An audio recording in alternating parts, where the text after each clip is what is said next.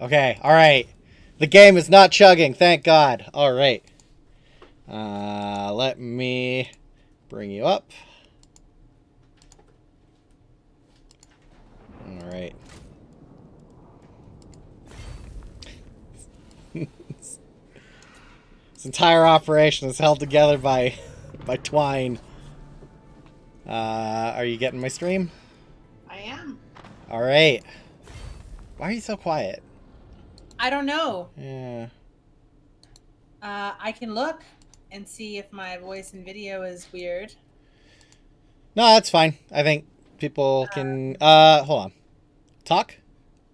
Hi, this is Alright, Emily. yep. And Yeah, your levels are coming in high enough. The game isn't drowning you out. That's what's important. my input volume is a little bit down, so what about now? Is that better? Oh, yes. Hold on. Is that better? It's monstrous. Hold on. Let me turn you down. Okay, talk. Say words. Little boxes on the hillside. Little boxes. All right. That is acceptable. On the hillside, and it all feel just the same. And it's blue, and it's red, and it's... Okay. Weird. Yep. You're no longer peaking my audio. Holy moly! All right. Welcome to my show, anybody who is watching.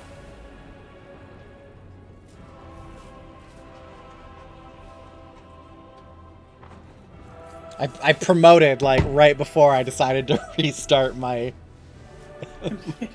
my thing, so there are probably people who are like, "Oh, this is just a dead stream." Okay, let's talk about the new guy. You never watched Game of Thrones, but people who did watch Game of Thrones would recognize his voice,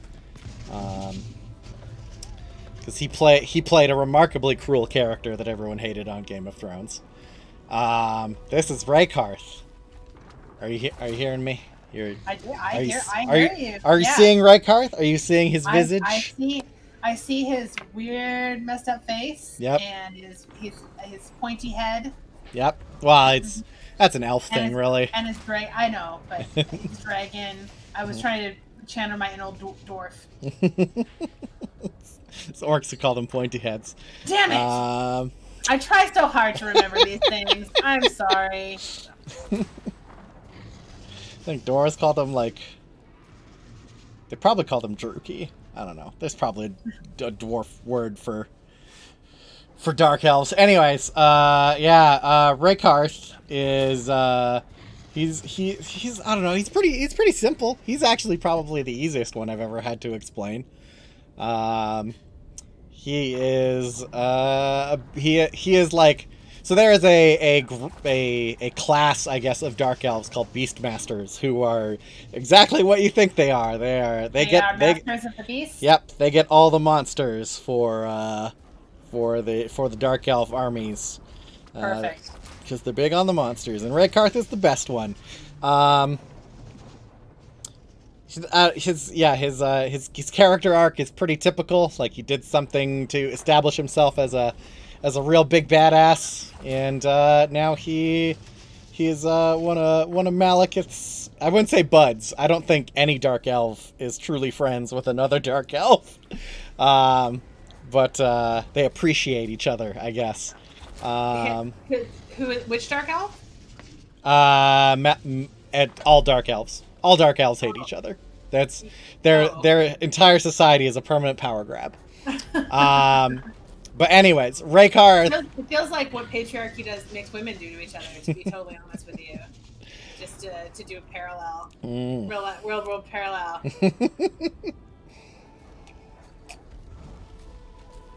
There might be a bit more, like, overt torture in Dark Elf society than there is in the patriarchy, anyways. So yeah, Raykarth's thing, real good at getting monsters. It is said that his stare can tame the wildest beast, and it reflects in his character mechanic, because he has an ability that is just look at a beast that is rampaging, and that beast will stop rampaging because you looked at it so hard. Do beasts rampage often in in this game? I've never Yes. seen a beast rampage. You'll see. So since we're playing lizard men, you'll see a lot of beasts rampaging because most units in a lizard man army can rampage. But yeah, aside from that, almost all monsters in the game can rampage, which is a status where if they take enough damage, they can still be routed and retreat. But usually before that, they'll start rampaging, which means they will attack whatever's closest. That includes your own units.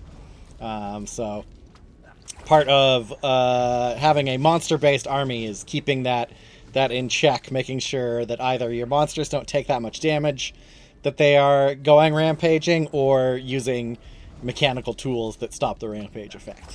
But yeah, that's I guess let's tell Raykarth's significant backstory things. That when he was a child, I don't know what the age up range, but we'll say like he was probably about like 10 to 13 years old in human age.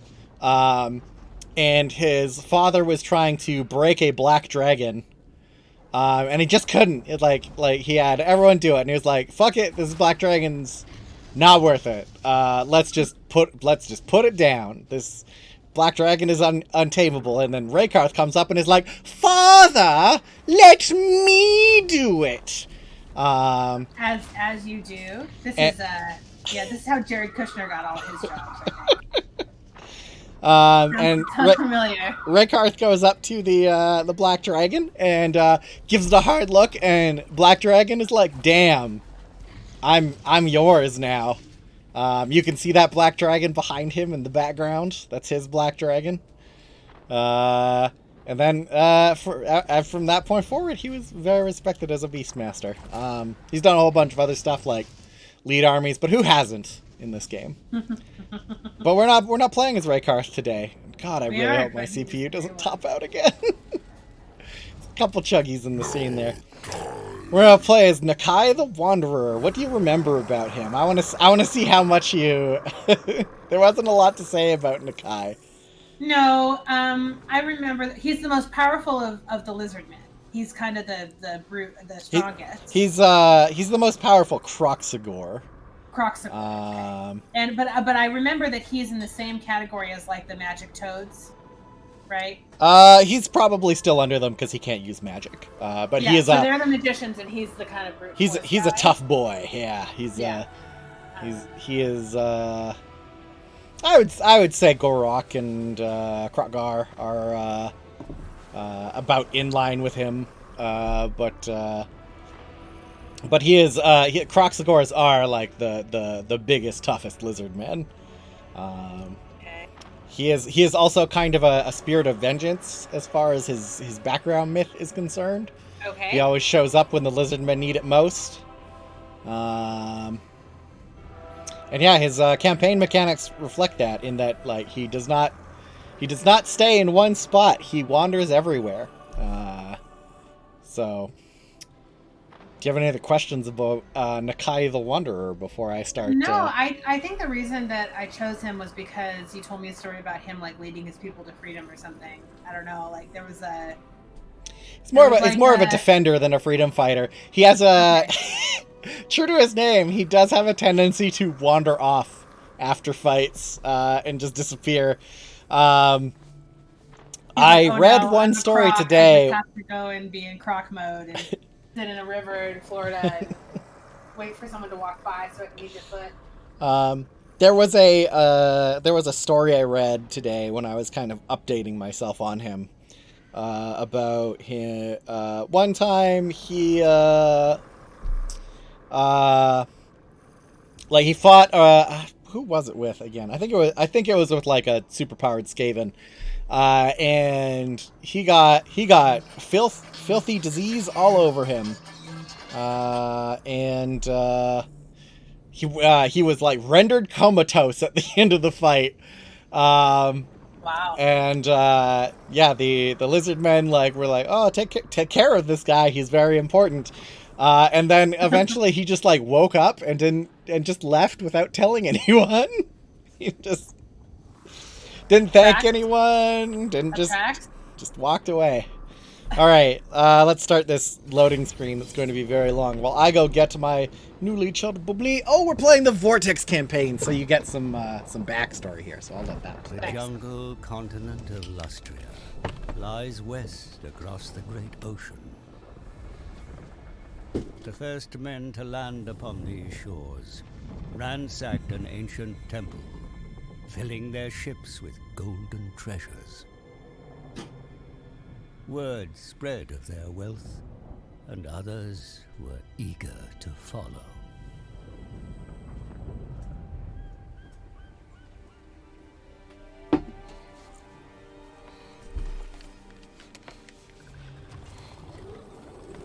Fueled by greed, men of the Empire ventured deeper into the jungle's heart.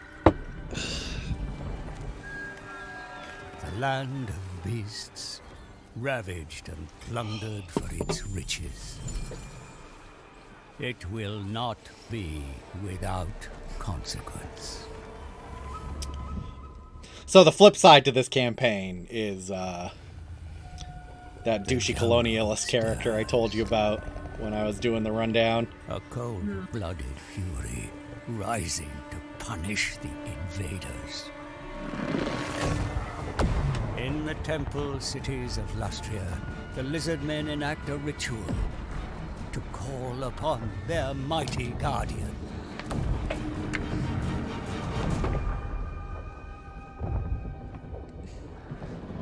For the Wanderer roams Lustria once more. Yeah, King K. The Rool. spirit of the jungle made manifest.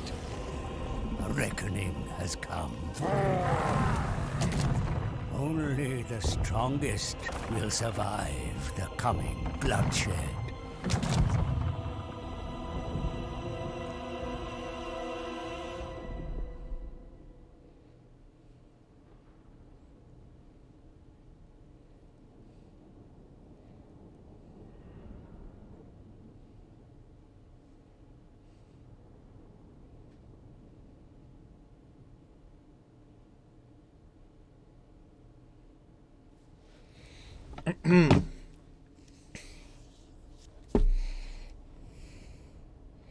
I'm glad they did that thing where they loaded it while it was playing the cutscene. I like it when games do that.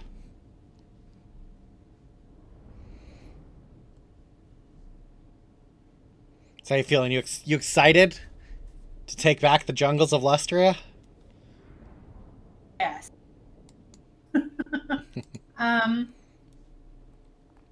I'm excited to see how a no settlement campaign looks.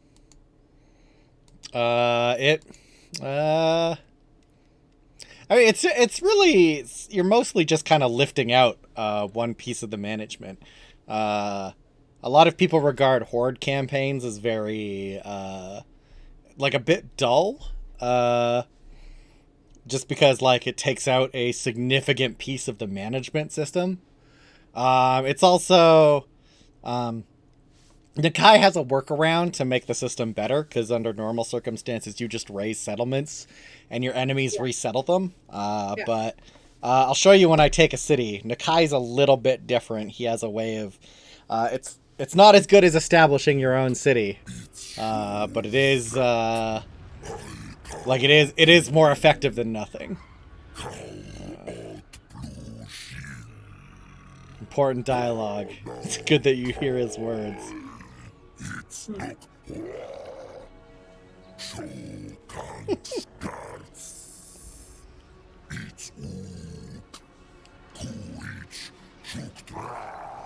Itza are my buddies. I gotta help them out. I want to say Itza came in the same patch as these guys. They were like a free edition.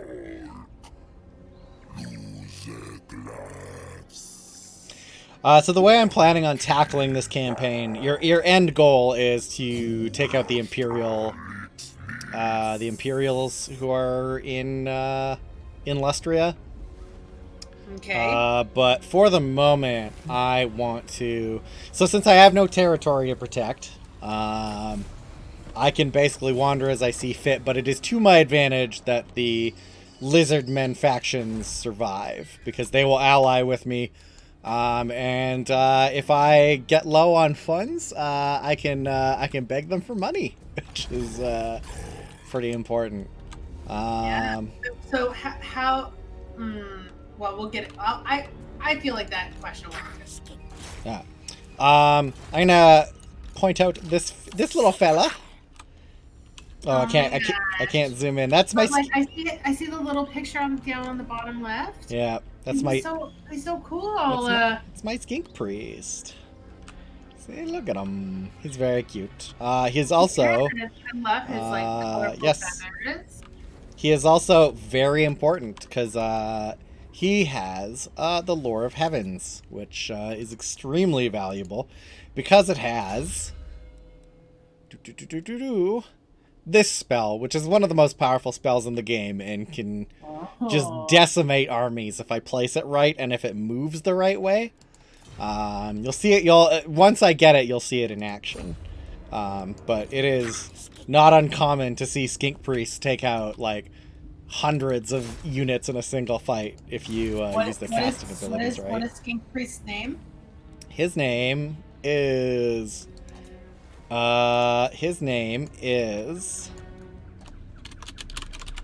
Laughing Murray.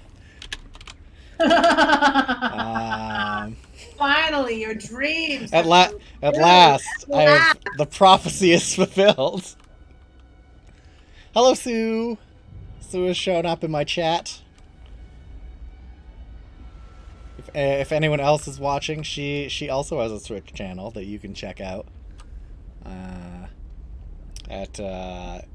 Is it Glitter Buttons 36? You said something about a name change to me last night. It was very entertaining. Beautiful video feed while I engaged with my chat room. So I guess now it's time to tell you about the horde building system while I'm waiting. For 3 more days, it's Glitter Buttons 36. Have you chosen a new name yet? I guess I'd be spoiling it if I told people what your new name was going to be. Okay, horde buildings. So as you can see, I have 2 tabs on my army. Regular armies don't get this. But horde buildings speak for itself. I carry my buildings on my back. They come with me. For some reason, I have ziggurats that follow me around. What? Sorry, what ziggurats? So remember settlement buildings? Yes. Okay. Sorry, I just don't know what a ziggurat is. It's a holy building, right? Yes. Well, it's a holy building, and it's also my main settlement building. So if I was playing as a regular lizard man, I can't see that lizard man's settlement. What about Itza? He's allies with me, right? Nope. I can't see him. Great. Okay. But yeah, normally I would have like a main settlement building, and it just like on regular settlements. You can only build support buildings up to the level that your main settlement building is. So currently I just have my ruined spawning chamber and my ruined ziggurat of Kashwatan. I need an Aztec scholar to tell me how to pronounce this. But I'm not going to play that with that just yet. I'm going to roll up to this settlement here. Now I can't remember if there's a fight here or not. Yes, there is. Okay. So I'm going to get into a fight with these rats. Oh, good. Yeah. Those rats need to. As you can see, this is a very even fight. And yeah, you're gonna do really bad. It's gonna be a real close battle. Yeah, that little bit of red means Yep. You never know. I would bet on the Skaven with those odds. It's real hard to say no to the Skaven. I would never actually bet against you. I mean, you could. I'm not amazing at this game. The lizard men are really powerful in the early game, so I'm optimistic about this fight. Also, most of what they have is Skaven slaves, which are like, Oh, those are clan rats. Okay, I got a couple decent units. But they are mostly clan rats and Skaven So slaves. snooty. I don't want slaves. I want better units. Jeez. Well, the thing about Skaven slaves is they have very low upkeep costs. So, as it turns out, having a whole bunch of troops that you don't actually have to pay, very useful. Okay. All right, let's get a good look at my units here. Ooh, they're like albino, or they're just painted. They just war paint. I believe they are war painted. But I think look very cool. So this is Nakai over here. Oh. He's a big beefy boy, so I'm actually going to put him near the front. He's gonna stand among his Kroxigor buddies there. These are Kroxigors. These are regular Kroxigors. I have 2 units of them. One is better than the other. Lizardmen have a concept called blessed units, which are basically just better versions of units they already have. So yeah, Kroxigor is big, beefy, monstrous infantry. They'll hold a line pretty well, but they're much better at chewing through them. They're also quite fast, in spite of their big lumbering size. So I can use them to flank real easily. These here are sacred Kroxigor, not to be confused with blessed Kroxigor. Oh, but look at that's so cool. Yeah, oh my god. They have cool punchy things. That I think do splash damage, I think is their big thing.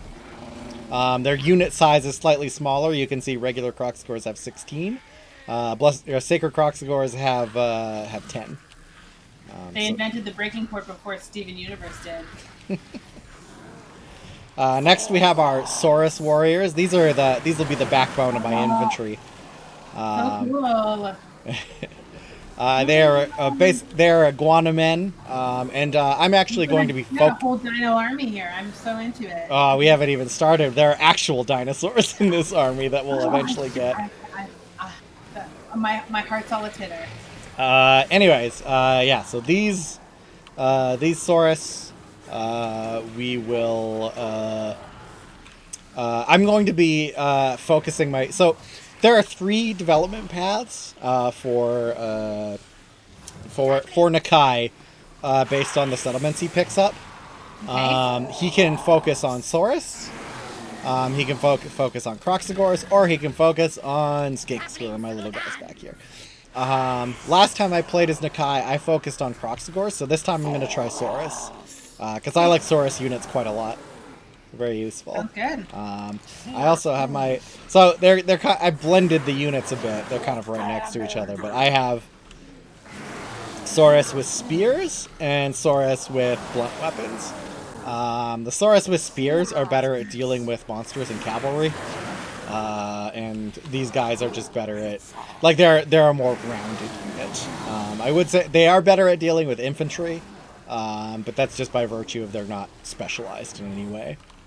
And back here I have my Skinks. These ones have javelins. Look at them. Look at my Skinks. It sounded like they said goblins, but they didn't. They do have very goblin-y voices, actually. Yeah, but just one of them I thought said goblins. I thought that's what I heard. But I approve of the amount of tail that there is on your side. I think that it's just enough tail, and never enough tail at the same time, you know? But my Skink is, as you can imagine, he's not very... Laughing Murray is not very durable. But he'll stay at the back and chuck spells at things. I actually don't know what spells he has, if any, yet. But yeah, I don't want him out front. So I can't see my enemy. But I imagine they're going to be arranged in a nice, neat line for me to break through. They will almost certainly have a very long front line, just because their units are so much cheaper. Here, let's start deployment and start the battle, then we can look at it. So yeah, if I pause the battle here, there's a lot more of them, and I bet you some of them are hidden, because Skaven are good at that. but they're also a lot more fragile. I'm basically an army of elite units, and they are itty bitty rat slaves who will eat each other if they get the chance. So I'm just gonna grab these guys, and I'm going to group them together so they all stay in a rough formation. And let's get underway. Off we go. Get out there, big boys. Kill the rats. Yep. And I'm going to... Oh, good. The clan rats don't have shields. My skink priest has one spell, and that's harmonic convergence. It's basically just a buff spell. I can't do anything directly offensive with it. Still get to buff your... Buffing is so important. It's a powerful buff. I think it... Does it also calm rampaging units? No, it doesn't. But it is... I do have this ability here, which will stop rampage. So as you can see, some... shocking, some hidden foes appeared. The rats, they done got me. They done got me sneaked. So now that we're getting close, choose where to send our guys. I do want one of my Croxagors to stay on these Night Runners because they're missile infantry. But Nakai is gonna go straight for their main commanding unit, which is right over here. Oh, my skinks are not very effective right now. Okay. Look at them. They're just kicking those guys all over the place. Just throwing rats everywhere. It's a mess. It's a absolute slaughter over here. Can you zoom in on Nakai? Yep. There he is, smushing rats. I'm about to make him even tougher. Yeah, he's just smashing his way through those rats. But I can't stop paying attention for too long. Wow, yeah, these Croxagors made short work of them, so I'm gonna have them move forward, and I'm going to have the skink use harmonic convergence on them. But yeah, oh, I took good care of those guys, and now I can move my Croxagors to flank. I still don't see your range units. They're hold on, let's zoom out. They're right there. Oh, there they are. They're over there. Okay, they were just on another side of the thing. Yeah. Oh, now yeah, I'm already ripping these guys apart here. Oh, it looks like their command units are growing a pair and they're coming back. It's a common thing with Skaven is they will they route quickly, but they route so quickly that they usually won't make it off the field unless you chase them. Oh, here we go. All right, now I'm just busting into these guys. Oh, man. Yeah. That's pretty satisfying. I think that maybe this is like because we've been watching so many like monster movies and like mecha TV shows and stuff that like I just was craving the stomp. He's stompy. I mean, I guess Grimgor's also stompy. Oh, he ain't got nothing on Croxagars. Croxagars are stomp incarnate. Just wait till I get dinosaurs. The dinosaur units I'm waiting. Are the stompiest. It'll be a while. We might not. We might not get them tonight. Good, I can start having them chase down people. I don't like how these Croxagars are positioned. I want them flanking a little better. Oh, I might have won. We might be looking at a full route here.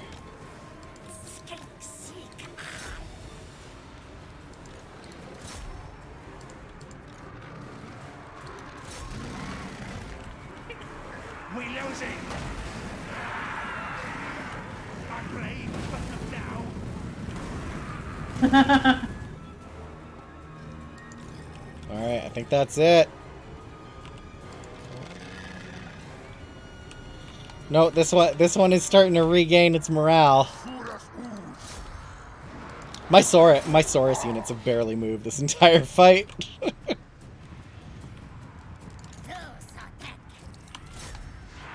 Okay. This is actually one of the reasons I don't like fighting Skaven, is because they get really scattered really quickly. And then you basically spend half the fight chasing them. Yeah. I think you got it in the bag, but you just kind of gotta wait for it to play out, you know? Alright, there we go. That's a full route. Nice. What a tough fight. That was great. Who could have expected I would have such a rousing, decisive victory? To be totally honest with you.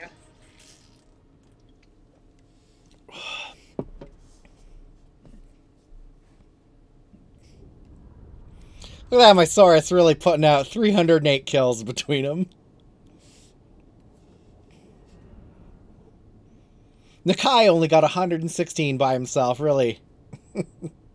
Really not. Well, you know, not holding up his legacy there. I don't know. He did a pretty good job of stomping. He's the stompiest boy. Look at the smile, like the spirit of the jungle. You can just see the joy on his crocodile face in that picture.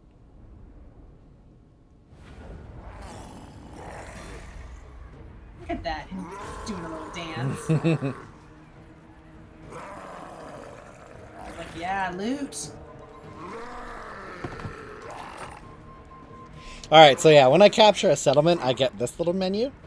Okay. So let's see, is this... It'll tell me, actually. This one focuses mainly on magic using characters. This one focuses mainly on Saurus, that's the one I'm going to.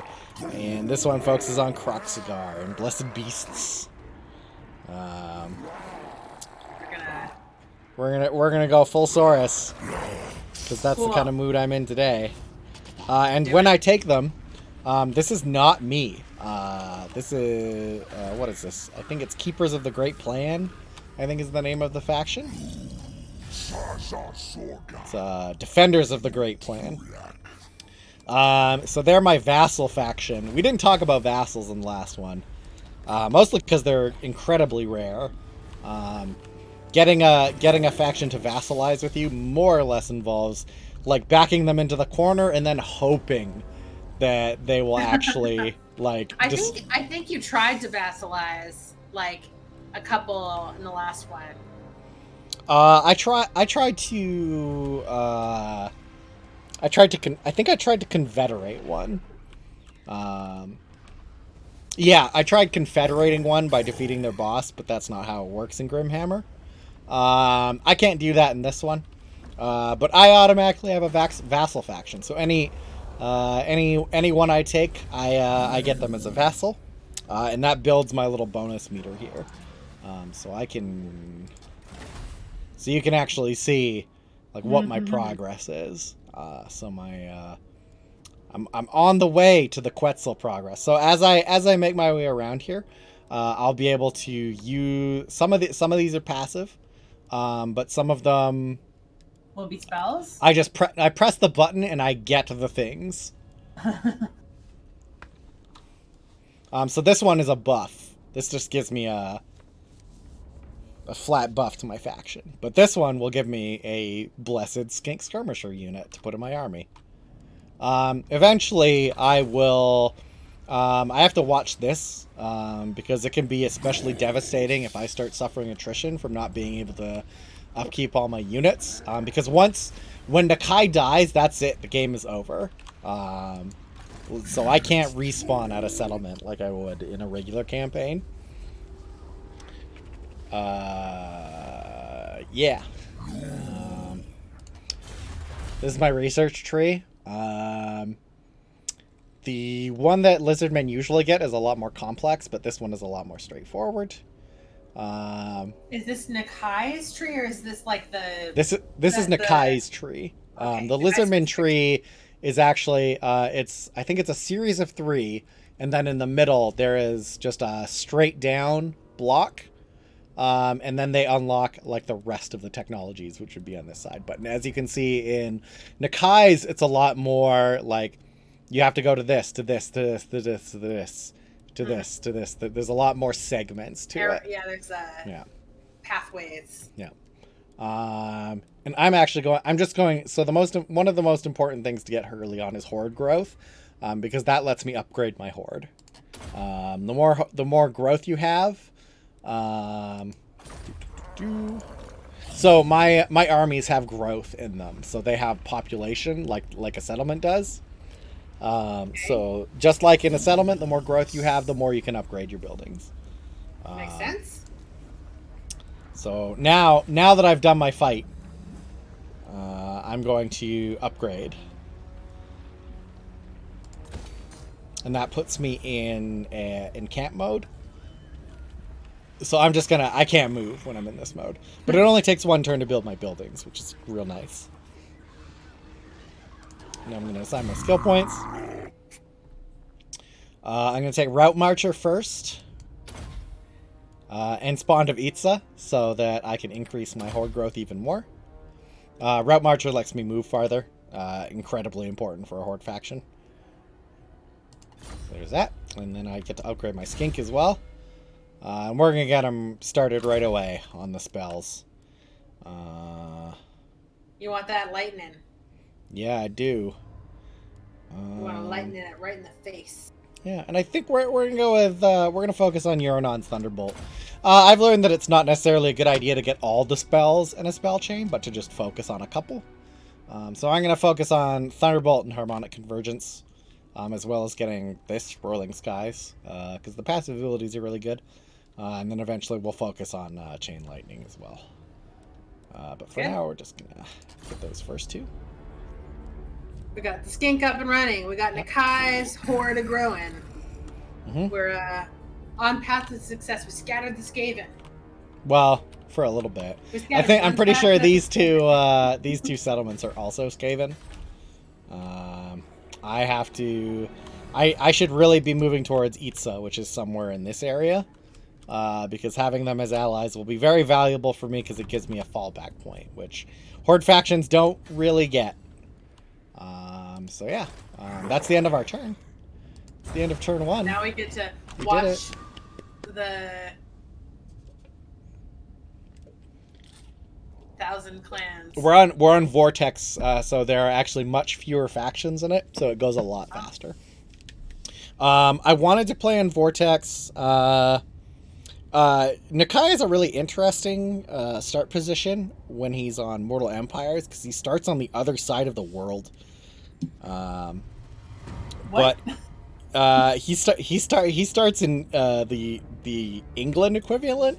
Right now we're in the Warhammer equivalent of South America, as you can see. He starts, so you can't, obviously this is a different map, but he starts roughly up here on the other campaign. Wow. But I don't like the way that one moves. You're also, when you're out there, you're completely isolated because there's no lizard men in that part of the map. In this one, it's a much more comfortable start because there are lizardmen factions nearby. There's even one within visual range. I'm gonna form a non-aggression pact with him because why not? His name is Soothsayer. Oh, sorry, Soothsayer. Anyways, that's the end of turn one. It went by fairly quickly. I'm already making bank. And this is, I think this might be a Grimhammer thing. Normally, Defenders of the Great Plan can't make their own armies. Unless you specifically do something like a ritual that causes them to spawn an army. Okay. But it looks like they're building. They're ready to go. They're ready to start their empire. So that's nice. That gives them a little more defensibility. Makes sense. And I think I'm going to.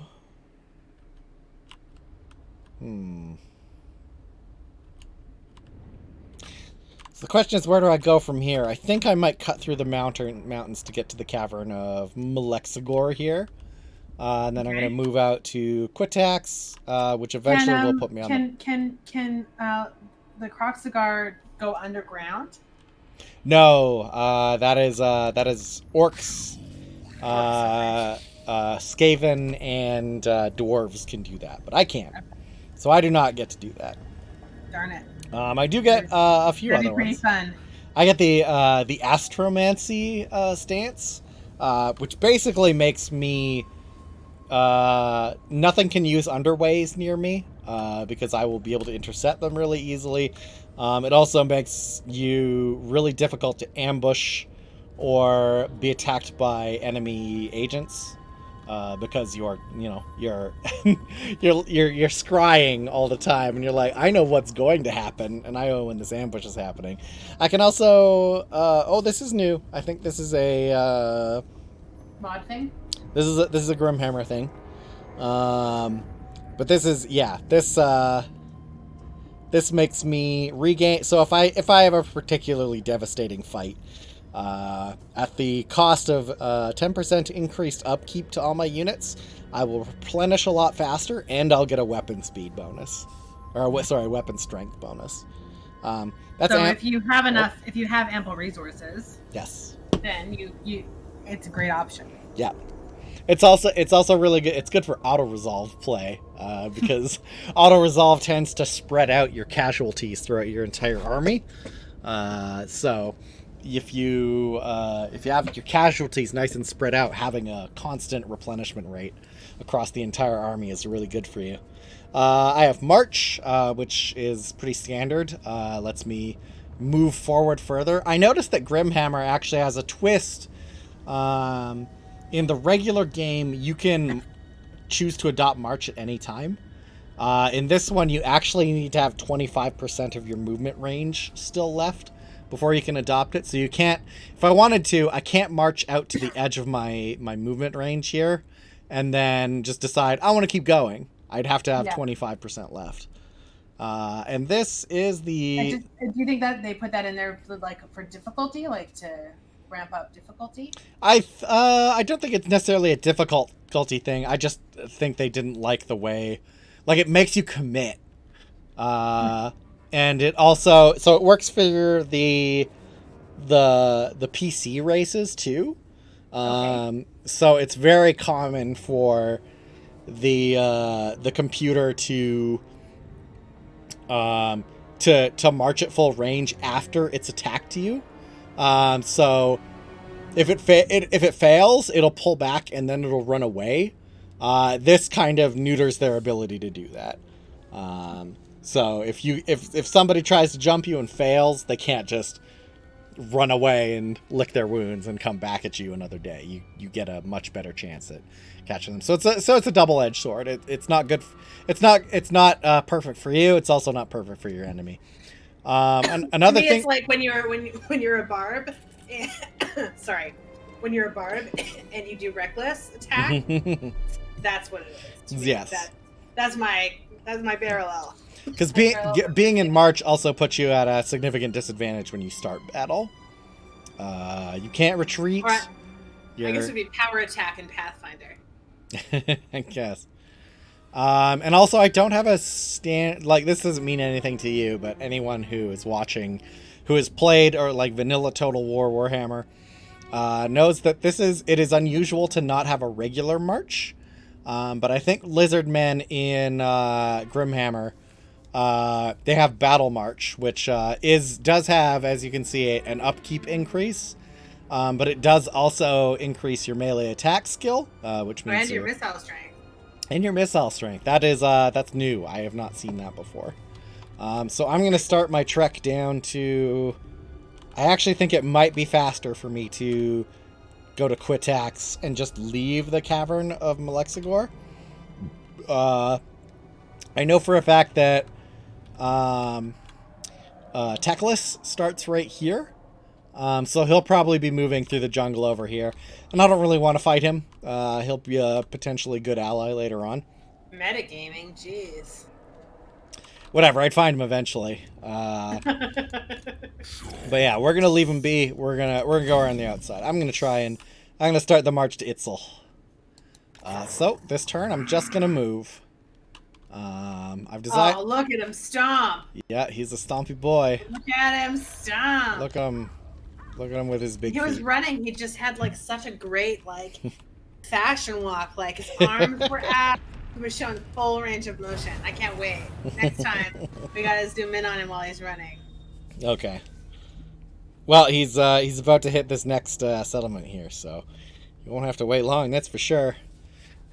I feel like I should have gone to Talongsla first. Oh well. You live and you learn.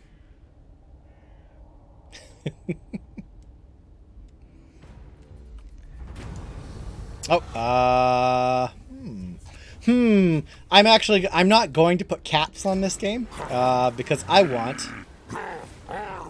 Oh, good. Alright. This is an introduction to a mechanic.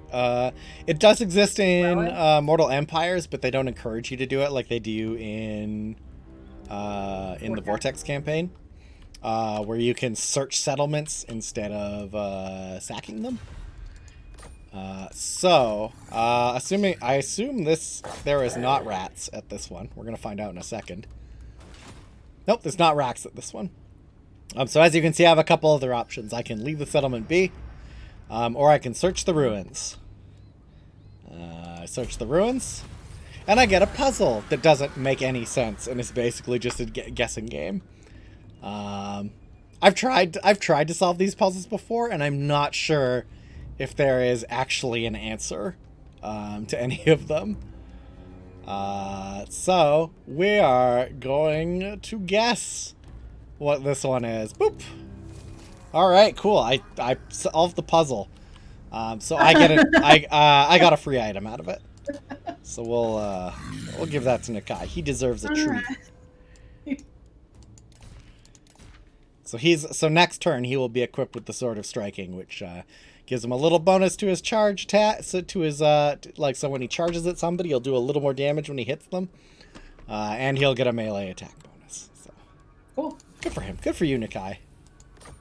Good job. Good job, me. I solved that puzzle good. I used logical reasoning or something. You didn't even read the whole thing. You didn't scroll down. Oh, I can still claim it on my turn too. That's funny.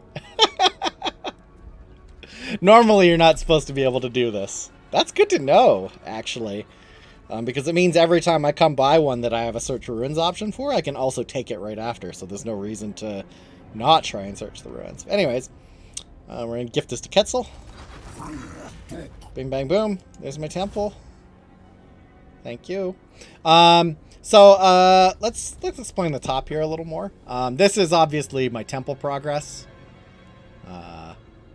So I'm at level 2 with Quetzal, level 0 with the others.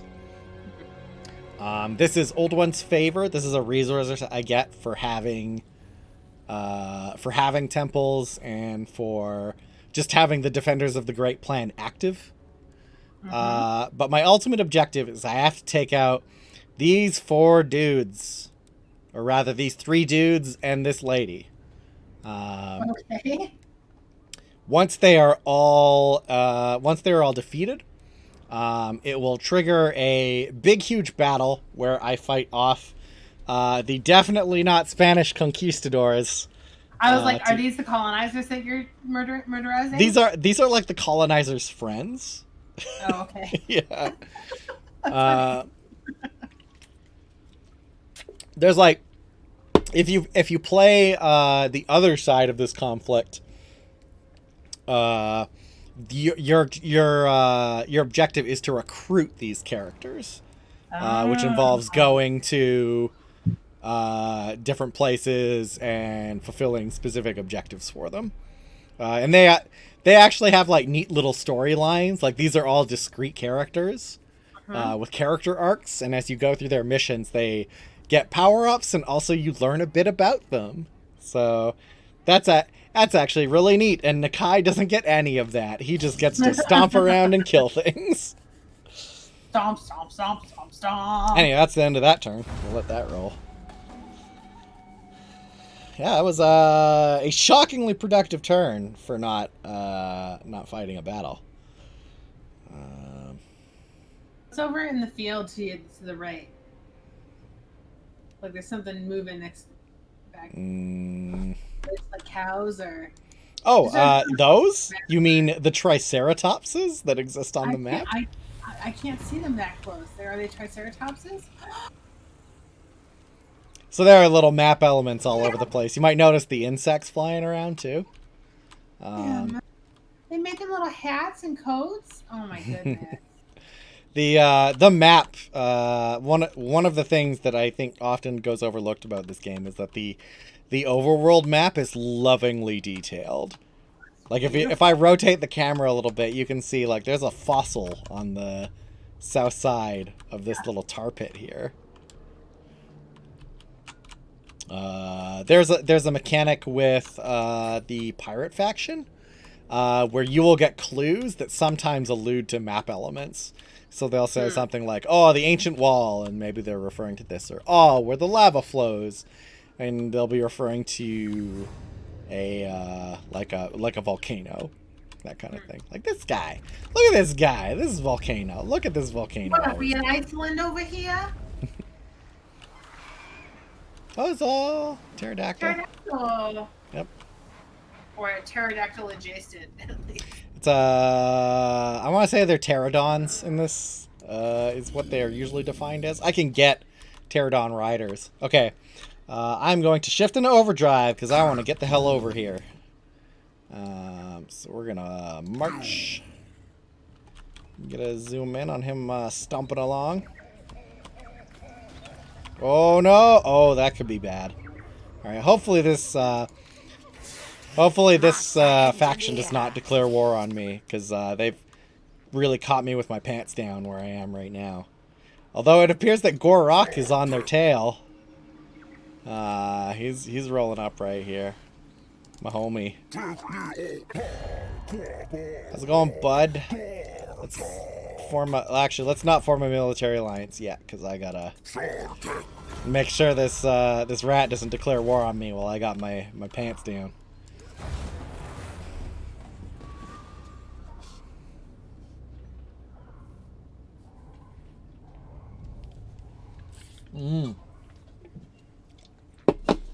If this guy chooses not to move, I might be in a very I might be able to double team him with Gorok. Nope, he's running away. All right.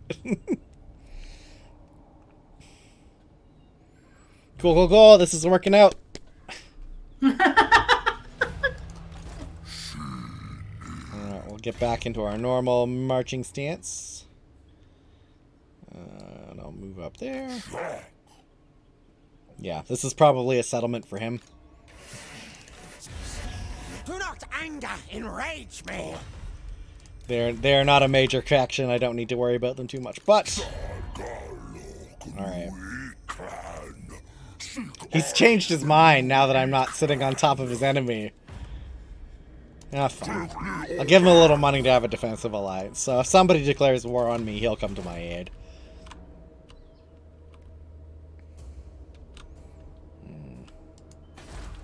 All right.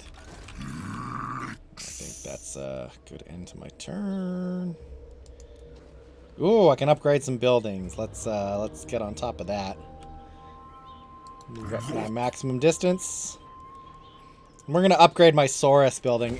You might notice I haven't recruited any more units. Yeah, you've not. Yeah, but you guess you started with pretty elite units. Is that the? I did start with very strong units, but also I was actually saving up for this building I'm going to get next turn. So the regular spawning chamber will give you Saurus units, but I want the Saurus units with the shields, because they're the same as regular Saurus units, except they have an innate resistance to ranged attacks. Yeah. So I don't like to stock up on non-shielded units if I don't have to. If there is a shielded equivalent of them. Then you just have to wait just one more. Yep. You know, unless you're backed in a corner, but you can wait right now. You've got the room. The upkeep for the shielded units is slightly higher, but I always find it's worth it, especially when you're fighting Skaven. who can be a very ranged heavy faction. How do they do against ranged, like, ballista, like, trebuchet? I mean, trebuchets will fuck you up no matter what you are. I know, just wondering, like, in terms of the mechanics of the game. I understand, like, logically that a shield is no, my shields cannot stop a cannon blast. So. Okay. So siege weaponry is effective against shields. I've been given a dilemma. The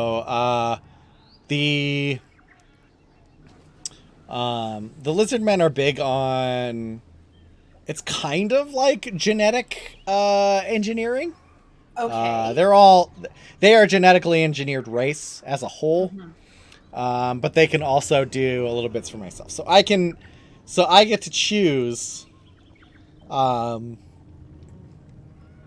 So the latest spawning of Saurus warriors appears to be far more belligerent than any you remember in recent times. Ferocity and resolve are called for when combating the foe. But your forces must also consider the Great Plan's higher purpose and not sacrifice themselves unduly. Will you embrace their vicious nature or order retraining for a more balanced army?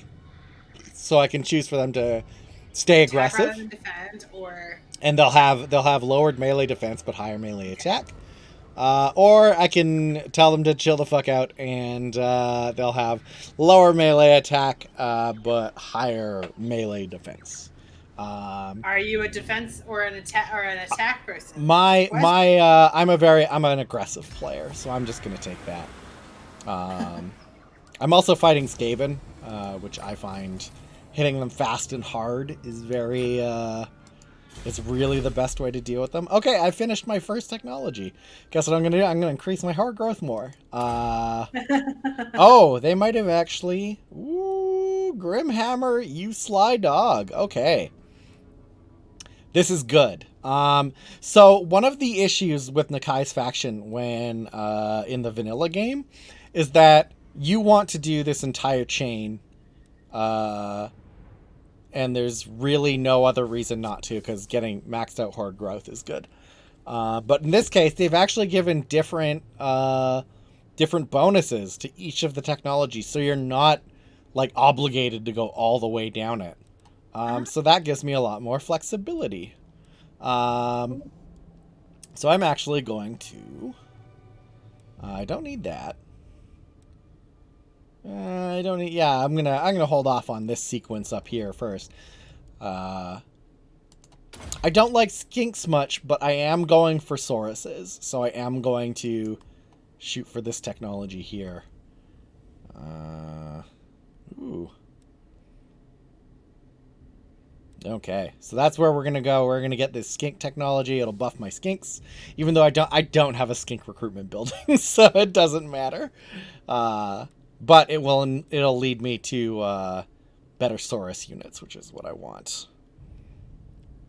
Mm-hmm. Now I'm just taking a look at this. Oh, Greater Saurus is up here. Oh, there's still good reason to advance through this part of the tech tree. So yeah. All right, cool. I've got a tech plan. I'm not going to outline it all for you because that would be really boring. But we'll keep moving. I'm gonna roll right up. It's not boring so much as I just don't absorb the details. You will gain no tangible benefit from me talking about it. That's a great way to put it. All right. I'm actually going to recruit a unit of feral cold ones. They are war beasts. They're kind of like cavalry light, so they're good for harassing like enemy missile units. So I'll grab a unit of them, grab a unit of Saurus warriors with shields, and grab a unit of Saurus spears with shields. And that'll take me 2 turns to do. So it's probably good that I did not declare war on these Skaven I'm sitting on top of just yet. Yes, good. He does not like me. Enemy comes for death pain experiment. He's got an aversion rating of 250. I mean, I feel like there's still a diplomatic solution. If you really want peace hard enough, all you have to... I learned this from The Secret. all you have to do is put that energy out into the universe, and it will happen. Did you know that? That's a scientific fact. Does the energy mean like raw violence and killing Ratmen? Because that's what I'm planning on doing. Yes, kill them all.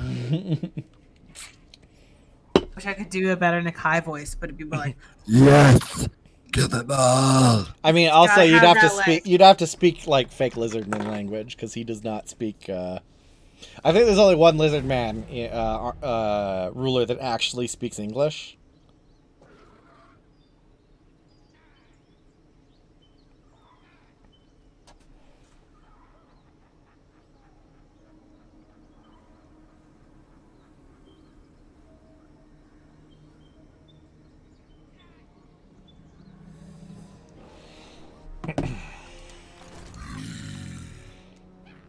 Alright, we are going to keep spending this return recruiting, but I am going to pick up some extra Ferrocold ones, because I can recruit them in one turn. Also, one of the weird things about Nakai is when I do eventually get enough population and income to create another army, they cannot recruit locally, they can only recruit through my global recruitment pool. Which is widely regarded as maybe a bad move, because it makes it really hard for you to build other armies. But I guess it's thematically appropriate. Nakai is very much a one crocodile army. But I'm sitting right on top of them. Do I have to?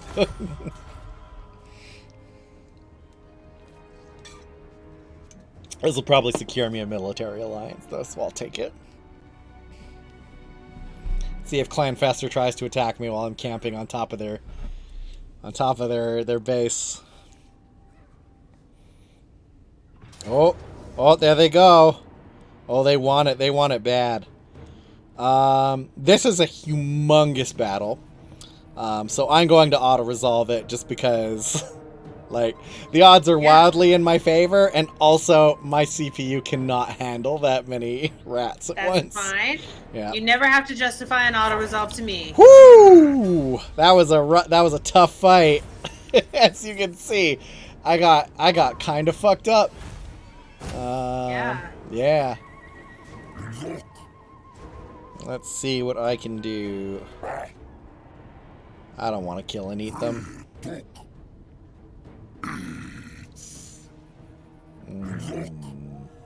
I'm actually going to take Exterminate, because I want to increase my research rate. And this will increase my research rate by 20%. Oh, I'm going to be sitting around for a while, replenishing my units. You can go into that stance, isn't there?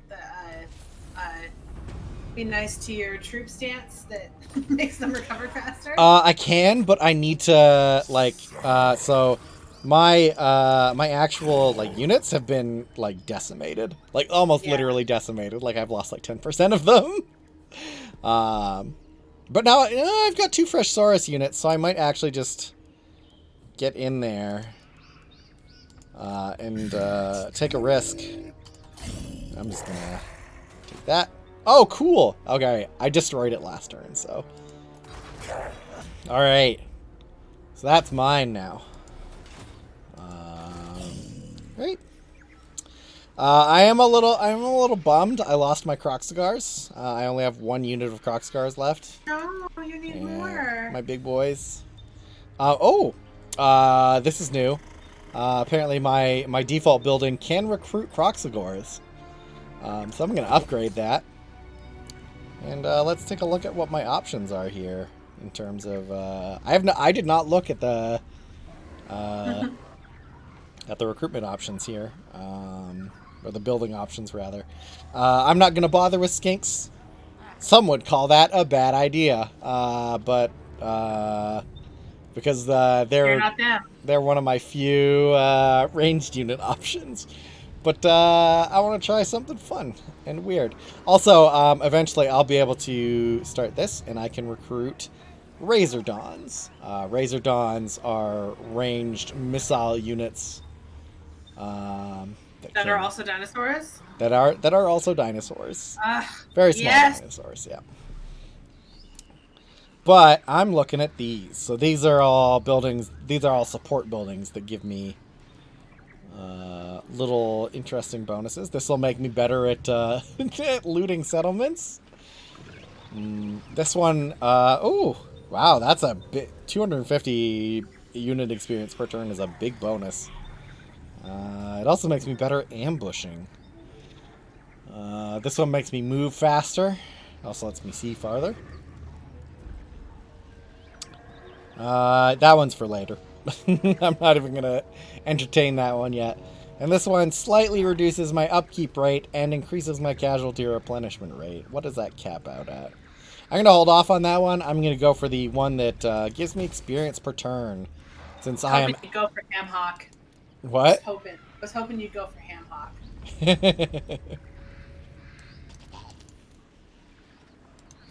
Alright, why can't I recruit these? Oh, I don't have enough money. Ooh, here we go. Alright, this is...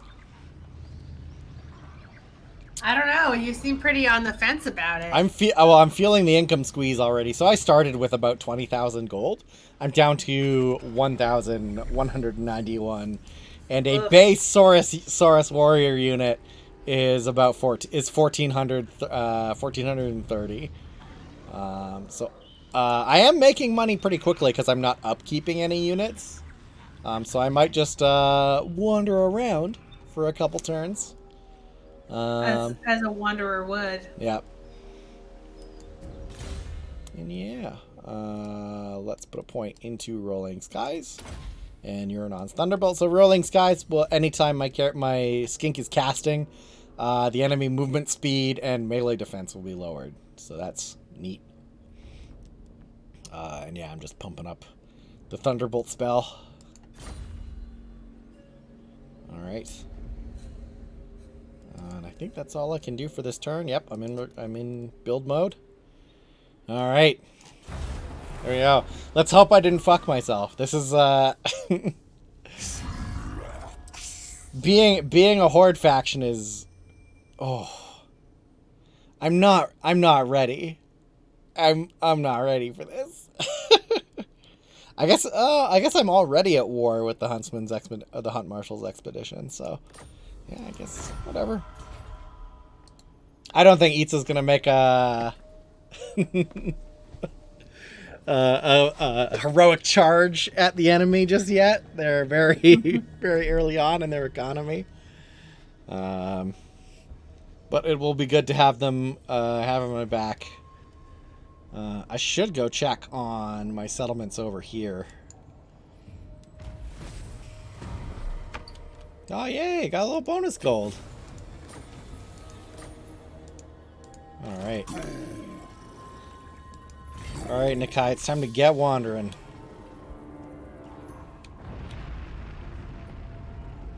So it looks like my my vassals are brawling it up with these Skaven over here that I conveniently walked right by. So I'm gonna move up here. You'll notice I did not put myself into March because I have a little money to replenish my Saurus units. I'm gonna get some Croc cigars because I lost my old ones and I really like them. Increase my... They're good for balance. Mm-hmm.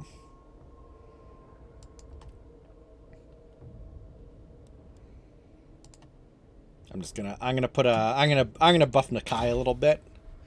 I don't plan on pursuing his red line at all. Red lines improve the units in your army. But I want him to be the biggest, beefiest boy. So we're just gonna focus mostly on him. They did not add a whole lot in Grimhammer. It looks like he has these 3 additional talents. Everything else, I think, remains mostly unchanged from his original incarnation, from the looks of it. So in the original game, he had all of these. Reclamation might be new. But yeah, this whole line here was there. So yeah, it looks like Nakai himself did not get changed all that much by Grimhammer. All right. We're going to sit here and do nothing for 2 whole turns.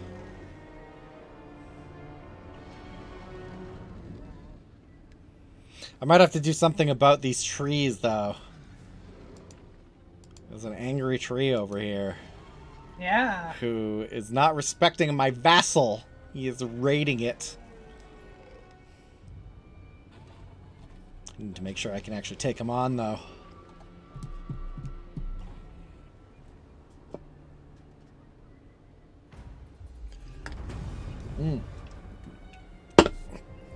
Cool, great. Things are really moving along. Alright. There we go. I'm gonna wait a whole other turn.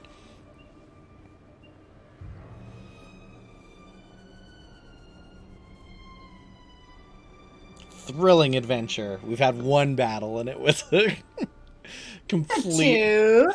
Well, one of them was an auto-resolve. I kind of wonder if I had not auto-resolved, if I had just, like, bitten through the CPU overload, if I would have made it out better.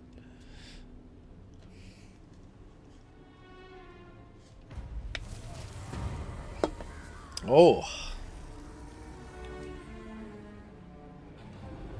Alright, my recruitment costs have escalated a bit. You're still in the green though. We're still in the what's the good one? I don't know. Money is in the black. So you're in the black. Yeah. I am going to. Oh, my Croxagors are really cheap. Oh, but their upkeep cost is so high.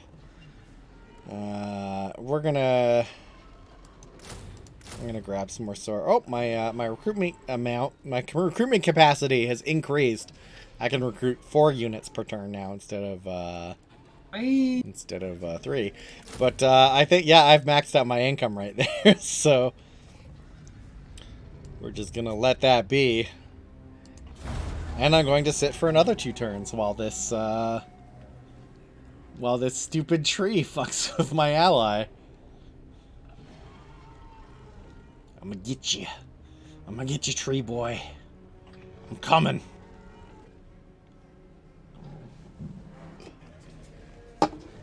At last.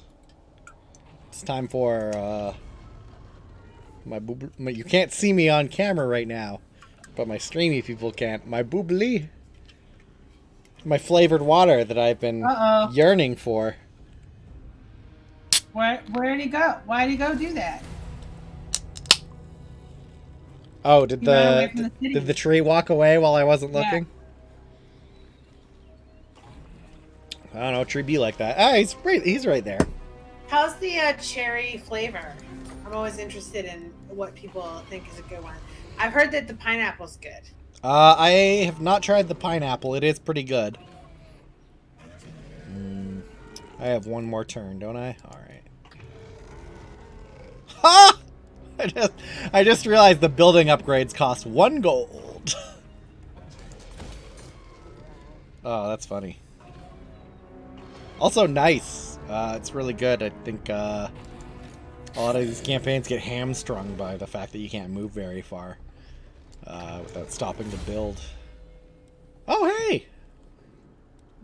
That's nice. He leveled up. So I have maxed Uranon Thunderbolt, and I've taken Evasion, which does exactly what you think it is. It makes my Skink Priest a little more dodgy. More AC. And he runs a little bit faster, too. So that's nice. Alright. I'm going to pick up my the 2 Saurus Warriors I'm going to finish recruiting, who will have a bonus to their recruit rank because of that dilemma I solved a little while ago. And by a little while ago, I mean exactly 1 turn ago. I'm going to take a military alliance with Gorok. That means anytime someone attacks me, he will have to declare war on them and fight back. The flip side is that anyone he declares war on, I have to declare war on too. But I'm okay with that. I'm a mobile faction. If he declares war on someone on his borders, I could be 1,000 miles away.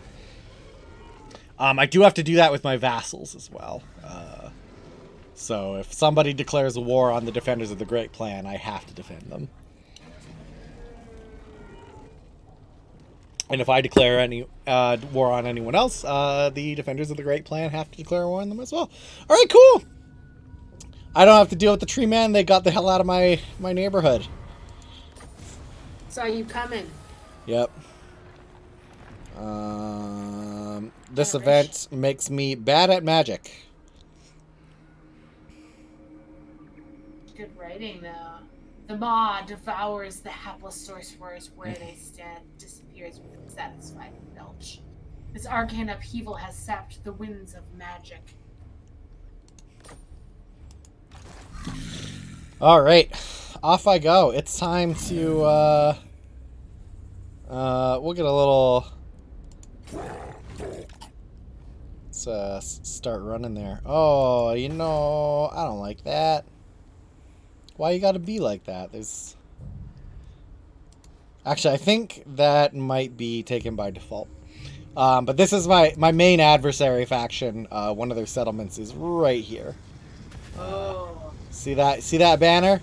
See that banner? They the bad guys. I don't think I can make a peace treaty with them. I don't think you want to. Let's see.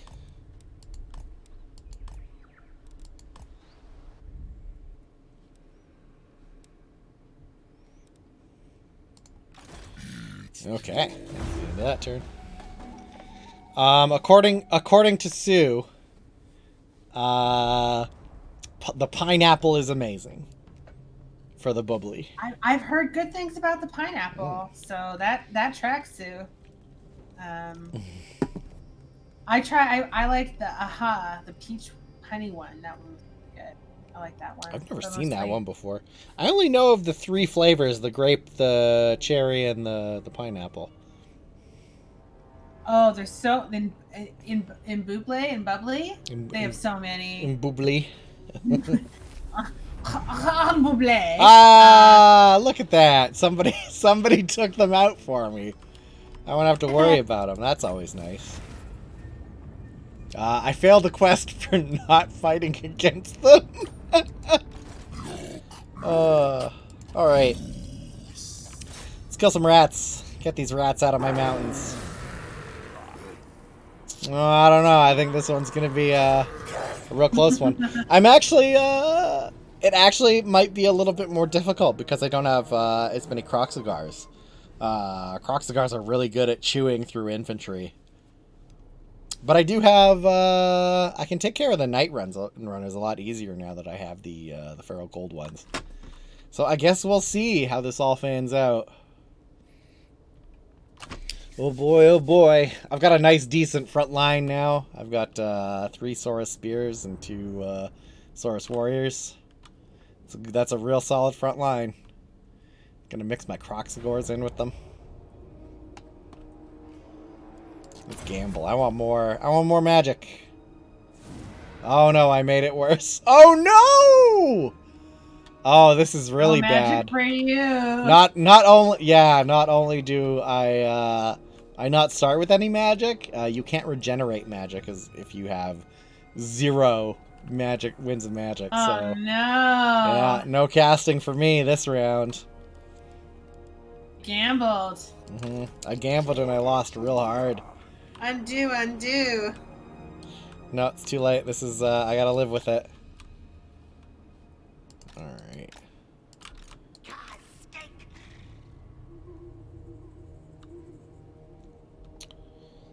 Apparently, Aha is great, and Sparkmas does an amazing strawberry.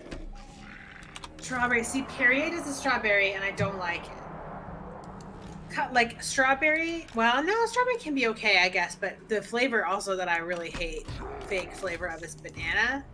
And one time I was at someone's house and they put like slices of banana in their sparkling water. They're like, oh my god, it's so good. I was like, all of this just sounds so gross to me. Like, I like bananas, I don't know. Food is so subjective. Oh, poor Laughing Murray. Oh, he's got 1 wind of magic.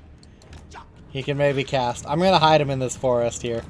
And maybe at some point we'll bring him out of the forest to fight these rats. But for now, Want to see my little raptor boys? Look at them. Look at them go. God, I'm so glad I restarted my computer. It just needed a little pat on the bum. It needed it needed You know? a little memory reset. I am kind of playing like a dipshit here because I'm not having my. I'm being impatient and making my armies run everywhere instead of going at a march.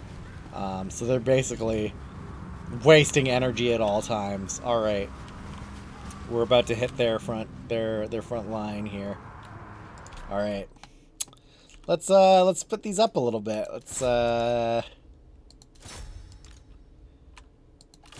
Alright, so I've got these 2 units. They're gonna hit these Skaven slaves here. They're probably gonna wreck them apart real quick. These Saurus shields are gonna head up here. These Night Runners, that's a ranged unit.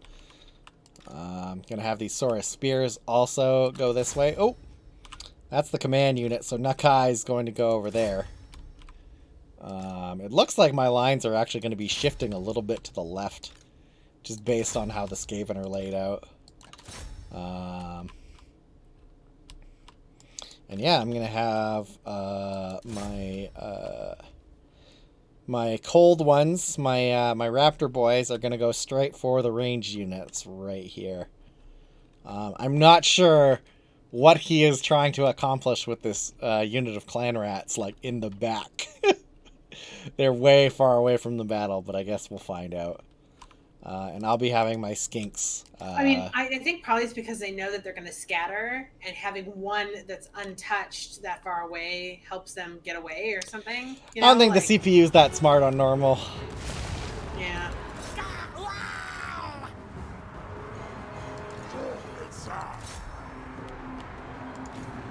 Alright, so I'm going to have my Croxagores. The Skaven have spawned an extra unit of clan rats over here. Okay. So I did originally want my Croxagores to attack the Night Runners over here. But the Night Runners are already not doing great. I'm going to have them attack these clan rats that just spawned in instead. Let's zoom in here. As I expected, these Skaven slaves are immediately crumbling. And these ones are about to too. Alright, I guess I'm gonna chase these Night Runners all the way off the map. Oh, okay, yeah, Nakai already routed these. Boy, this is a mess already. We just started. Wow, those Night Runners are dead. Those cold ones really paid off. So I'm gonna actually have them move to kind of rush through these clan rats over here. And the Croxagores will help them out. These ones, I'm going to actually have... They might get tired before they reach it, but it might be worth it anyway. They're going to come and chase down these Night Runners, who just ran out of ammo. Night Runners don't have a hell of a lot of ammo, because they're meant to attack and move at the same time. And they're also okay at melee. Unfortunately, they are not as good as Saurus Warriors. As you can tell, by the way, my guys are just chewing right through them.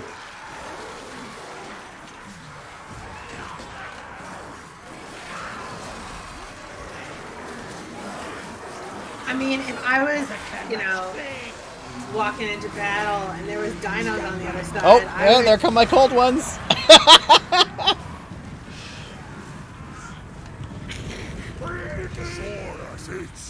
Alright, that's it. I love it. We might be done with this. This might be over. That looks like a pretty full victory bar to me, eh? Looks pretty full. Yep. Wow, my skinks barely did anything. I mismanaged my skinks here. Oh, I think... Oh, sorry. Gesundheit. Oof. Oh, it snuck up on me. Alright, everybody, hit him at once. Go! Jeez. Did I mention I hate fighting Skaven? Alright, I did it. Yay!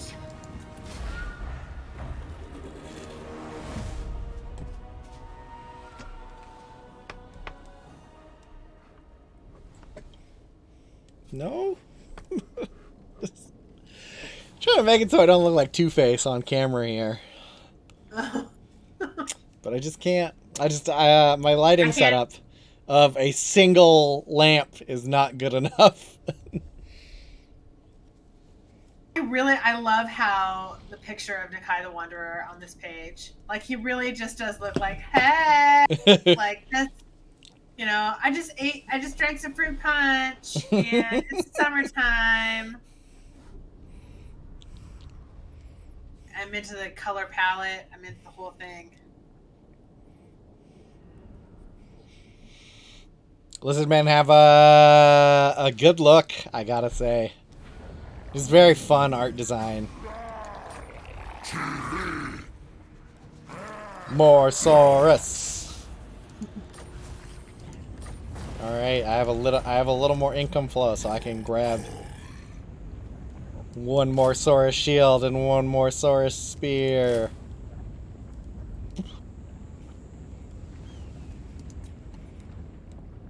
So this is like the main, aside from, like, you know, surviving as a whole, one of the biggest things with horde armies is balancing your income with your deficit. Because you don't have the same, like, static resources. Mm-hmm. When you're playing Chaos, there's actually a deep reliance on stealing income from settlements. Okay. Because all right, chain lightning, baby. I haven't gotten to really use my offensive spells yet because I had no winds of magic in that last fight. But yeah, the Chaos gets huge bonuses to sacking and raising settlements. So if you sack a good settlement, you can get like 10,000 gold for a single fight. But Nakai is very dependent on his... he does not get the same level of bonuses as Chaos does. So you have to rely on your vassal states basically feeding you money every turn. Which is why it's imperative that you defend your vassals. I'm going to sneeze again. I'm ready. Lay it on thick.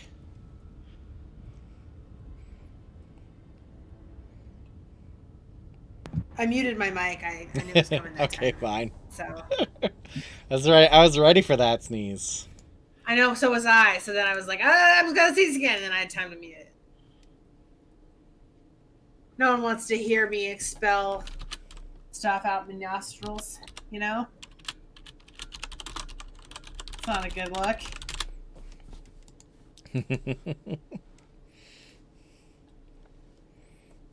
I'm a professional. A professional stream guest. A professional drop-in. I'm a professional substitute teacher. All right. Well, I have one more turn to wait. Is there a recruitment time technology? I should look into that. And no tears left to cry.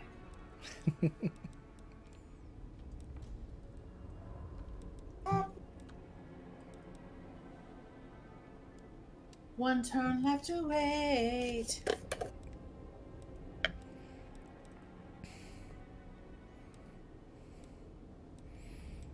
All right. I don't think I'm recruiting any faster with any technologies, so. Bummer. Yeah. It is what it is. Everything's got to have its balances, right? Saurus warriors are very powerful. They're worth the wait. It's part of the reason why I wasn't too hesitant to do this campaign.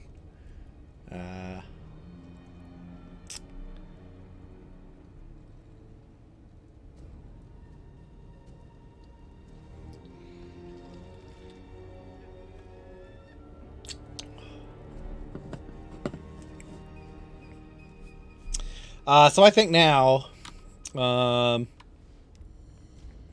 just because of the way things are shaking out here, I'm probably going to head south, and then I'm going to loop back around up to the Pillars of the Unseen Constellation, Because I don't want this guy behind me.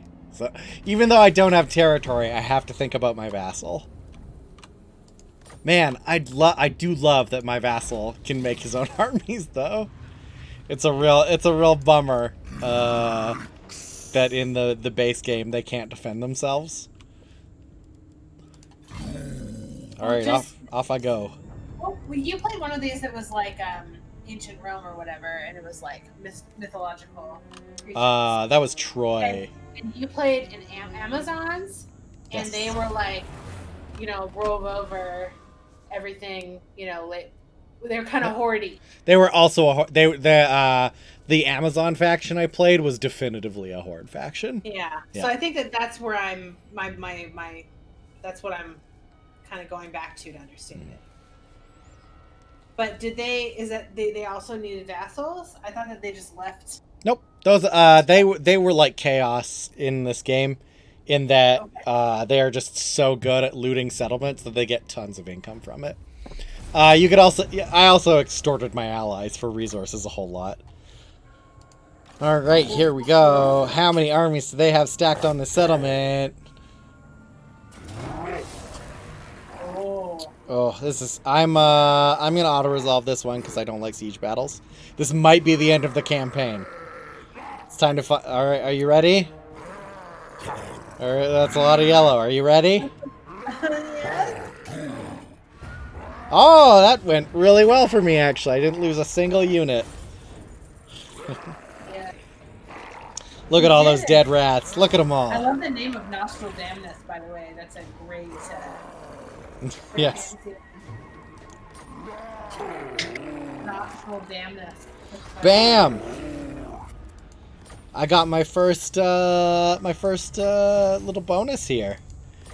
So now I just get a flat bonus to Saurus Scar veterans. And now I'm thinking, what a great time to recruit a Saurus Scar veteran.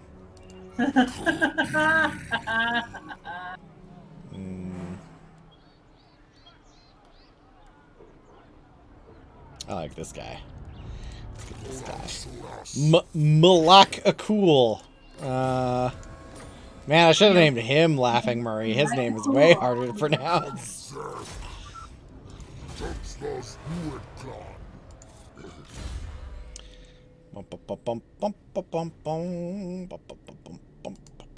Ooh, that's nice.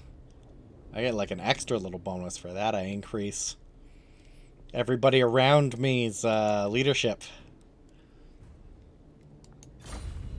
Obedience brings victory. Come on.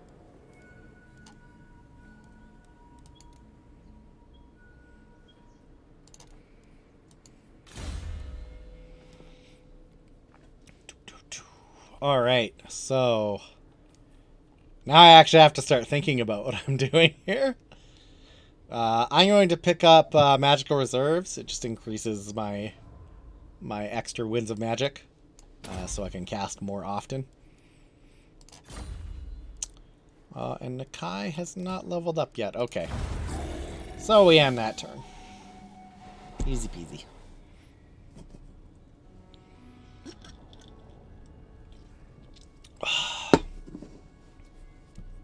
I'm not a fan of this guy down here, this Dieter Ludenhauer. I think we need to clear out Dieter Ludenhauer. Embedded himself into Dieter Ludenhauer's army. Oh, hey, it's Teclis. That's Teclis right there. Where? My buddy. He's gonna be my friend, I think. Oh, well, nice. his little smiley face is pretty good. I think he likes. Oh no! I was supposed to defeat Hartwig von Hall. I don't know where he is. Oh, he's dead. Oh no! That's not supposed to happen. Well, one of my You can't win now? No, I can still win, but one of my objectives has been completed for me. So I do not get the nice little bonus that comes with that.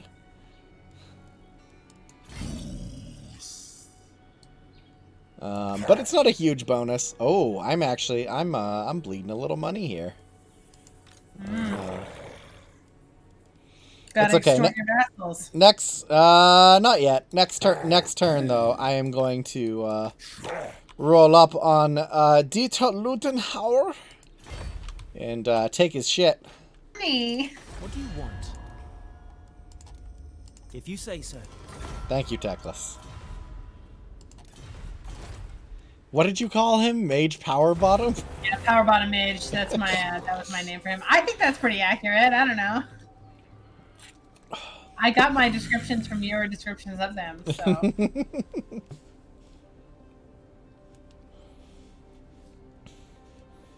This is another could end the campaign right now situation.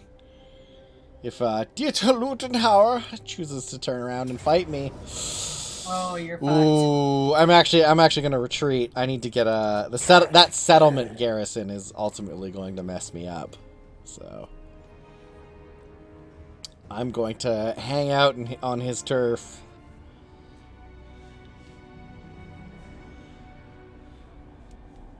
I choose to retreat today, Dieter Lutenhauer. Oh, and okay, I guess eventually my vassal is going to take the Pillars of Unseen Constellation, but he's just hanging out there for now. Oh good, I completed the sequence of the warrior, so my Saurus units are a little bit tougher.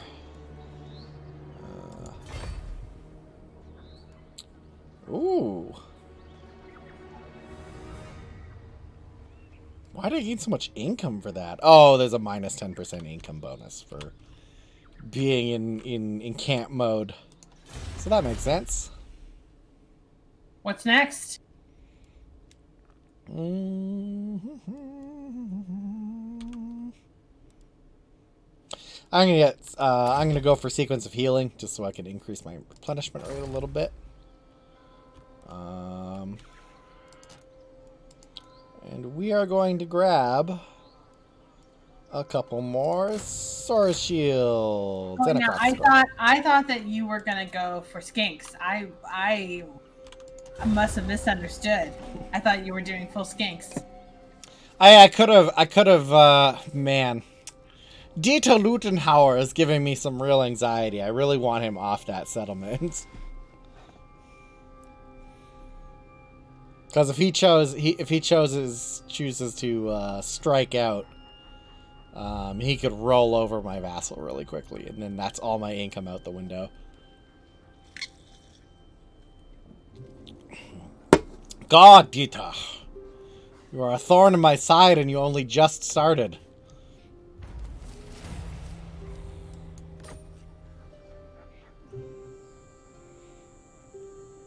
It is entirely possible that my vassal can't actually take territory, so I might have to go back there and kill this settlement. Man, I've really lost my way. It was my intent to, like, sweep this way over the continent, and I got anxious about these guys. Maybe I should just do that. Maybe I should, once I grab my Saurus Warriors, I'm just gonna pack up and go. Because I want to get rid of the Skaven that, are no doubt occupying these 3 settlements. Because I want Itza to succeed and grow. Itza is almost dead though. No, they've got 3 whole settlements. That's just one army. Oh, okay. But one army isn't looking his main army's right here. And he's doing pretty good. He might succeed in killing all my guys for me, actually. Which is, like, kind of good. Because it means, like, 1, I don't have to do it. But 2, it affords me a little extra time. The downside is I don't get as much favor of the old ones, which I kind of need to finish the final battle. Because I need those powerful elite units.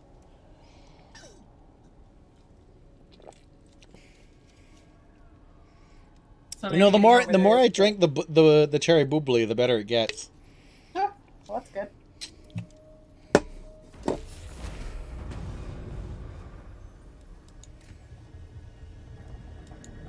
No, I think the Southern Sentinels just died. Ah. I have unlocked rights. I'm not going to use them yet. But I have them if I need them. Nice. What do you think?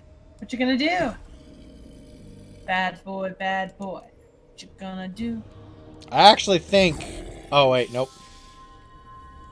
Yeah, I'm going to start moving north. Bah. Look at that run. I love it. Got a good wandering It's got animation. real drama. Real drama. No, I don't want that one.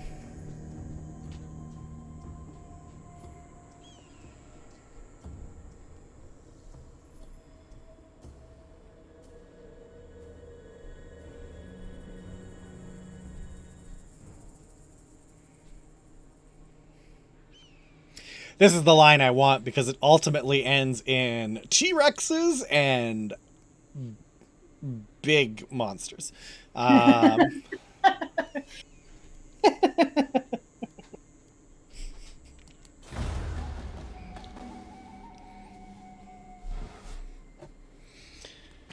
I'm gonna save my pennies for the big monster building. Fair enough. You know what you want and you're going for it. I respect that. Alright, so Itza has officially declared war on Clan Pestilence, who I was planning on going after I took this the Pillars of the Unseen Constellations over here. Decided for you then. They're a bit of a walk, is kind of the problem. I'm going to have to take it slow because at my current income level, I just cannot I cannot afford to march. I need to... I have negative income if I am not in camp mode. But it's okay, I'm about to get a quick cash infusion here. As I completely roll over these guys.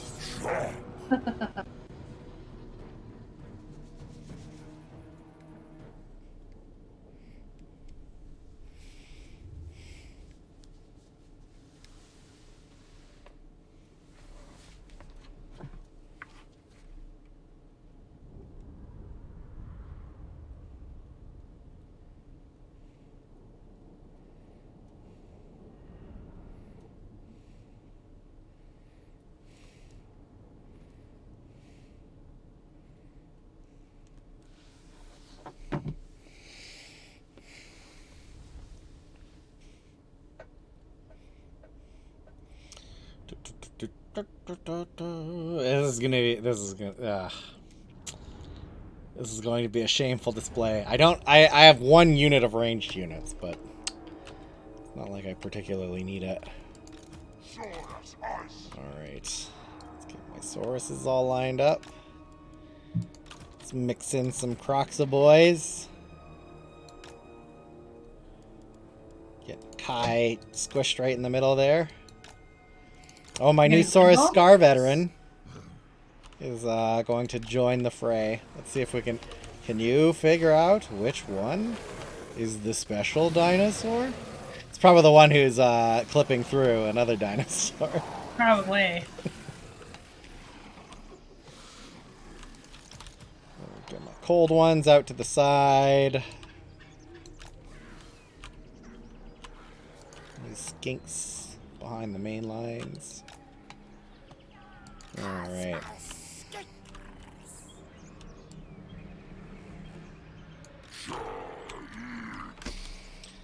Alright, this is gonna be a real dumb, silly attack. Oh, you'll get to see chain lightning though. That's another thing I love about Nakai is his little nose shield. And the gem on his nose. Is it a gem? I thought it was like a little shield. I think it's just a gem that's mounted on his nose. So cool. So cool. Alright. Alright, skink. Oh no, I don't have enough Winds of Magic for this. I need to wait for my Winds of Magic to get up to 20. But it's probably not going to do me much good. I like the rumbling you can hear when units are charging.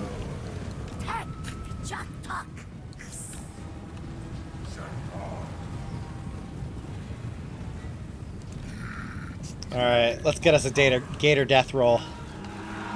Zoom in a little bit.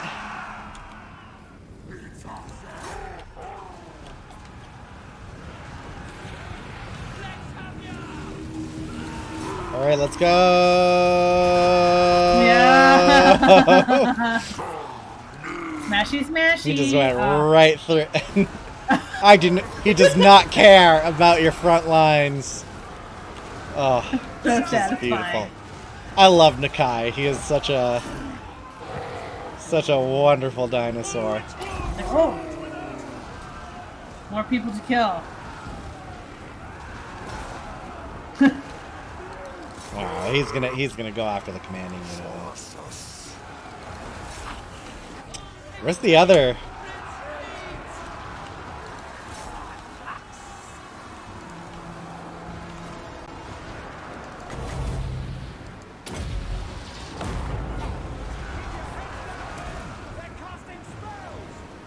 Oh no, no, don't move, don't move, don't move, don't move! Boo! I blew extra winds of magic on that too.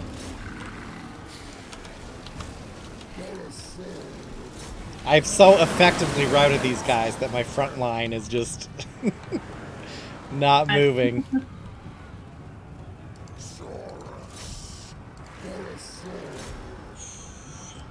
I'm sorry, I just don't have... I mean to keep up a dialogue, but I just don't have anything to explain right now, other than my lizards is chasing the humies. And they is running, because their lizards have big teeth. Oh, I didn't even use my cold ones. Alright, cold ones. Oh, I should probably send them after the ranged units, actually. I think Source Warriors are going to be okay. Yep. I'm squishing those mans. Yeah, you get out of there. This is my jungle.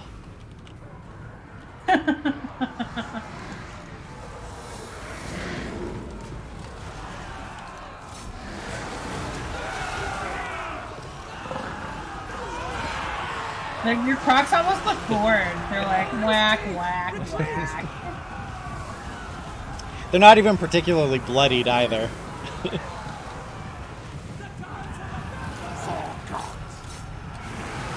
You have murdered them. Like, it was not a fair fight. I mean, they barely touched you. I don't think I've had a battle with like an enemy general yet even. It's all just been settlements. Oh, my poor Saurus veteran didn't score a single kill. Poor guy.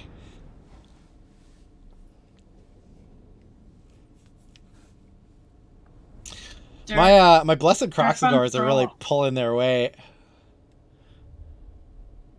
Did he do damage? Oh my god. He didn't do any damage. I wonder if I accidentally trained. It might be that he just never reached the enemy. Oh. because they got routed before he could get there. Could be. That makes sense.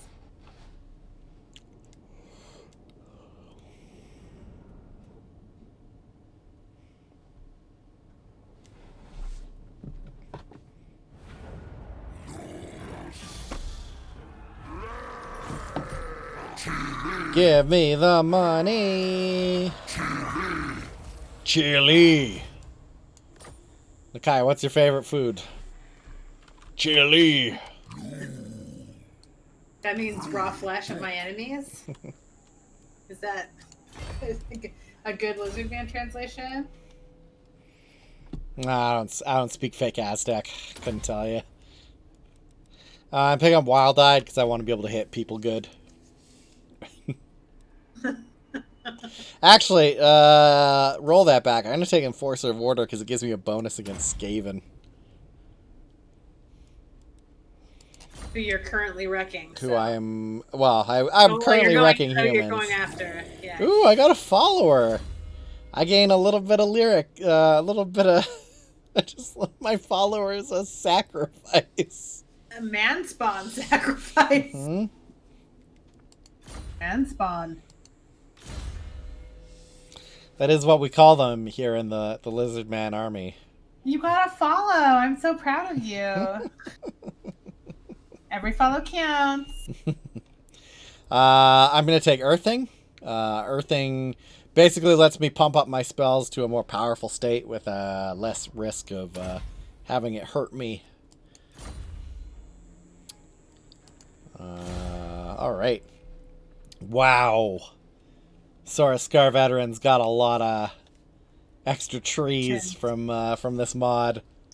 I can put them on a T-Rex eventually. Sounds scary.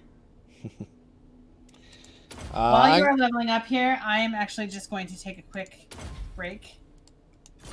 Okay, I'm going to do that too because I've had to pee something fierce, but I've been putting it off. We're on the same page All then. right. So I will be back in a sec.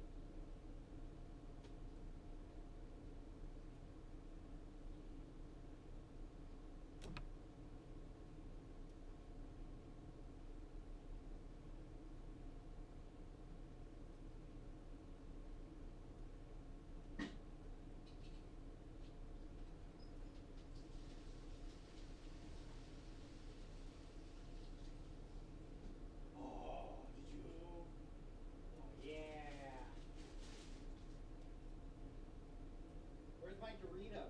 Oh, there we are.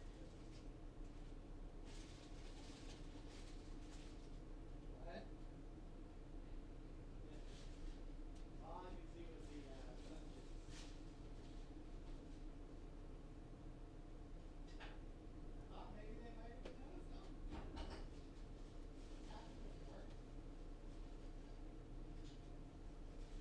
What? Thank you for getting me Doritos.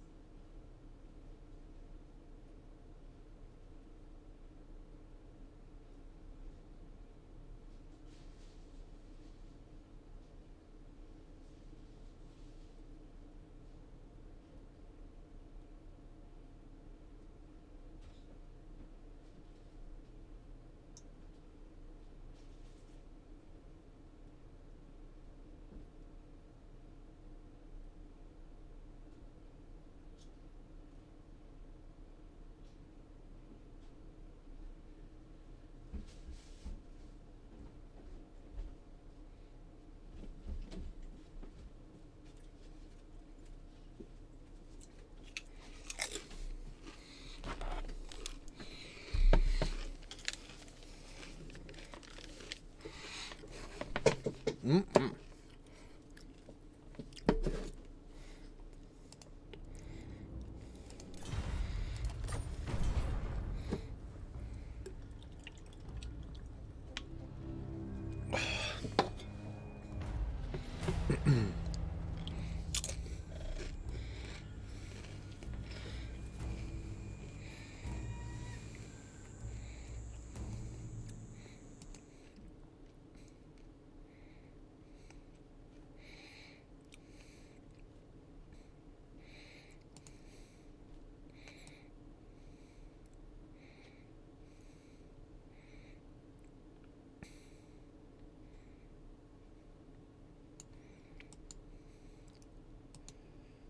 I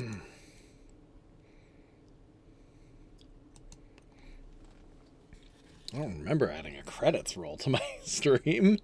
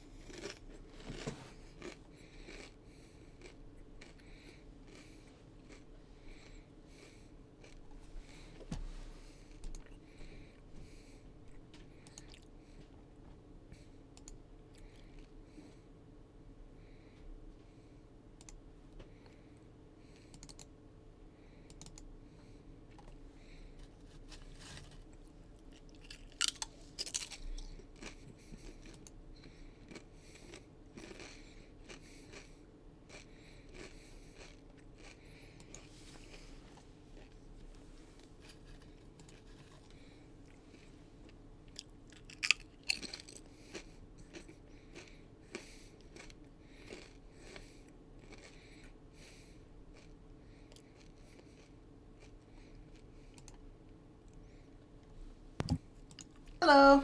Hi. Hi, thank you. It's okay.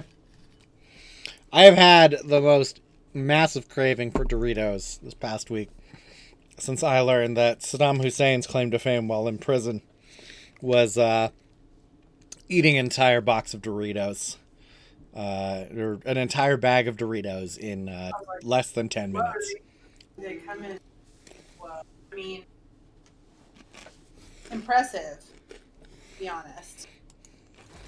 I guess. What kind of Doritos? What's your Doritos jam? I got jalapeno cheddar. Oh boy, here we go. It's time to get those dinos. Oh, but we could get stegodons and bastillodons. I don't know. What's your flavor? Do you like the carnivorous dinosaurs, or the? In this game, what's the difference? Is it the same except for like mechanically? Is it the same, or are they gonna do different things? So bastillodons and stegodons are like a little more tactical. But in terms of Dreadsaurians and Carnosaurs are just raw offense. But also, I get my missile units out of this, so I should probably go this way. I need some missile units, since I am not actively building skinks.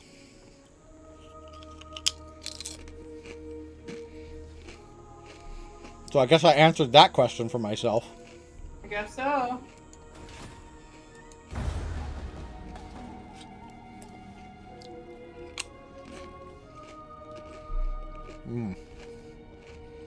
Chips so tasty. Best part about having a desk mic is people can't hear me eat. I'm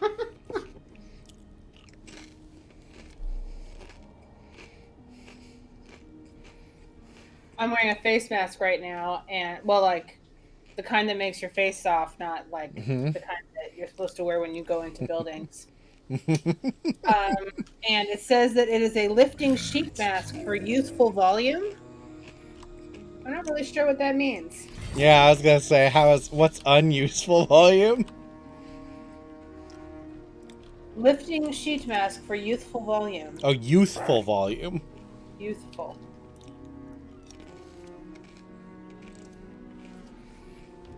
I'd be crunching a lot louder if I had a headset mic.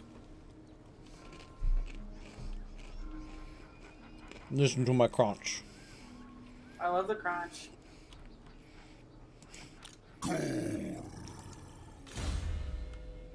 According to Sue, my crunch is audible.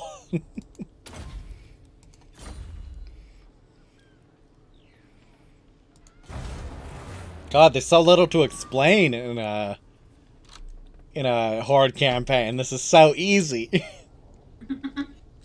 Sorry, Pot. I'll be right back. Just one sec. Sorry.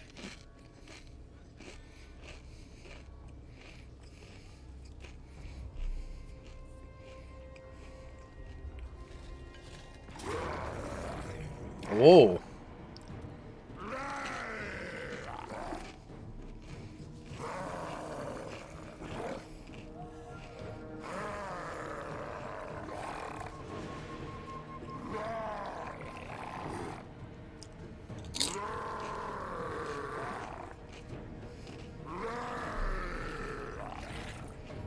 Sorry about that.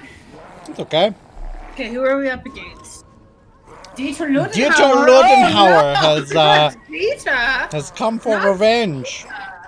We're gonna fight Dieter Ludenhauer this time. I feel like you have to say it that way. Dieter Ludenhauer? You can't say Dieter Ludenhauer, you know? Like, you have to say, oh yes, Dieter Ludenhauer. Like, you have to... Or it's not the same. He also has one of my targets with him. They look pretty tough, though. It's gonna be this fight is gonna take effort. I'm gonna have to use actual tactics instead of running my giant dinosaur meat shield against him.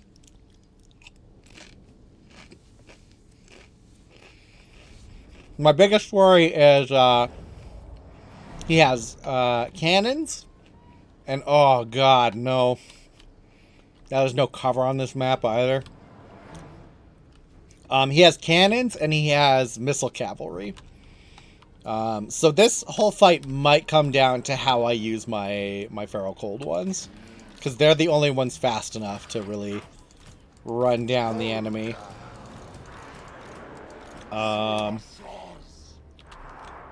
Get these guys in a line.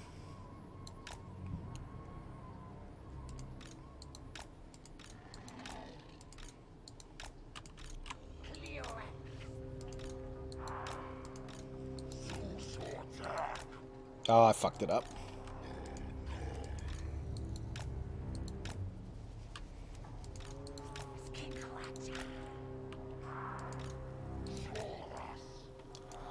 Okay. Oh, fuck. I fucked it up again. Ah! Why can't I control Z these guys?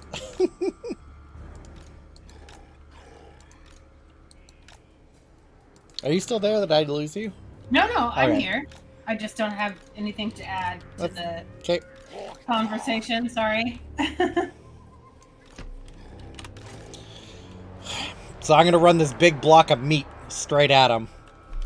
In the meantime, my cold ones out on the wings here are gonna try and flank them.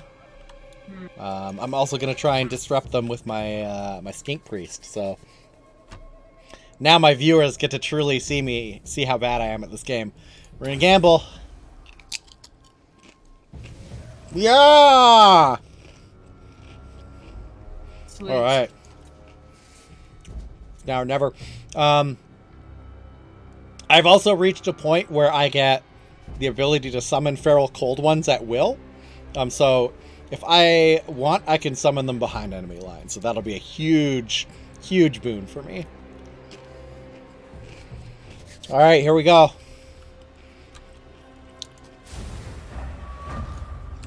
Go!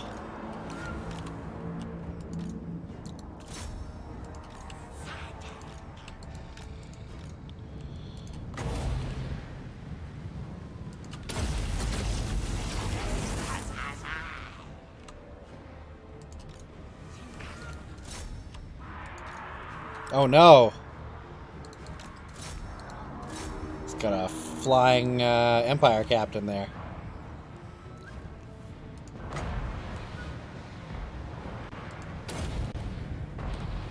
Alright, so I'm summoning these feral cold ones behind enemy lines to take out these great cannons.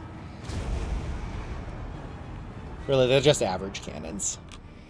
And I'm going to bring my other feral cold ones around this way here. To flank my enemies or take out their crossbowmen. Same thing. I'm going to pause it so I can spread my guys out a little better. So in the back there, like way back behind them, is that where, like, the cannons are? The cannons are currently being eaten by feral. As you can see from their health bar, they're already getting ripped apart by my great. cold ones here. News. Yeah. Great. But they are sending back some great swords, as you can see. They're running. They're like, oh no, our cannons! So they'll probably make short work of my feral cold ones, but it's enough to like disrupt that enemy line. I will probably have these permanent cold ones come back around once the great swords get into position.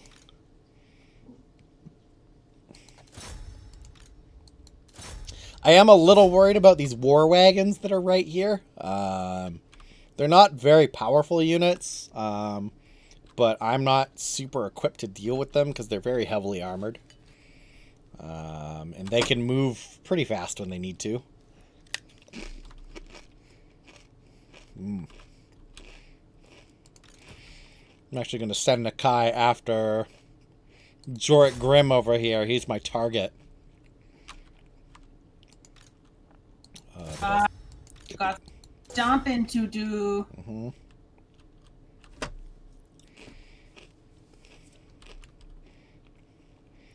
Where'd that Empire captain go? Oh my! I completely messed my chain lightning, fucking people up. It's working really well, as you can see.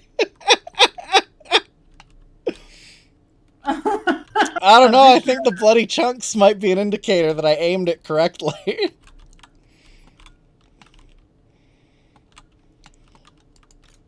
Oh, what a beautiful diorama. It's like a Renaissance painting. You can just imagine in the background when you zoom in, it's like.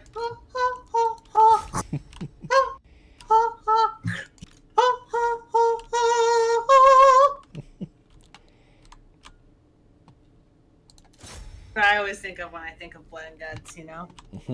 Who dat? Who dat way over there? Is that the dude? That's the guy who tried to stop my cold one charge. I don't know what he's probably trying to get the drop on Laughing Murray. But I'm having everybody move up, so Laughing Murray will be in close and safe. Yep, looks like I see him. He's beelining on his little Pegasus there. I have my skinks coming in to give him the old pin cushion though.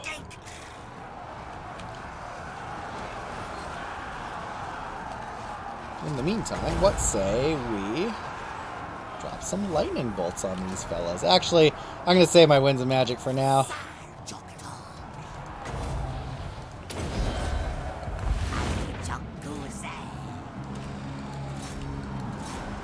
Alright, it looks like I am doing pretty well in this fight.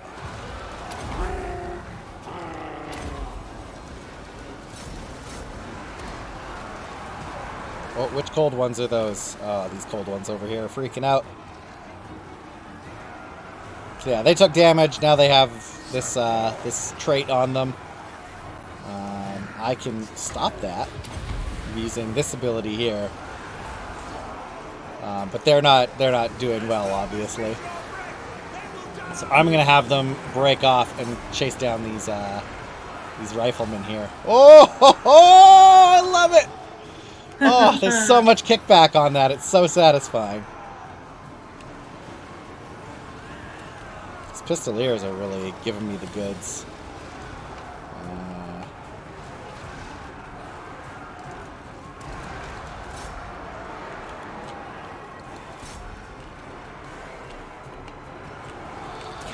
Oh no! I think I have to have my skink is getting. Oh, okay, yeah, my skink was kind of getting the beats there, but it looks like my javelins wore him down, so I don't need to worry about him anymore. So now I can drop a chain lightning right down there on his gunner line. Let's go. Oh. It's so good! Devastating. Devastating. Oh. It could be more devastating if it wasn't floating away. Okay, I can't let my attention stray too much.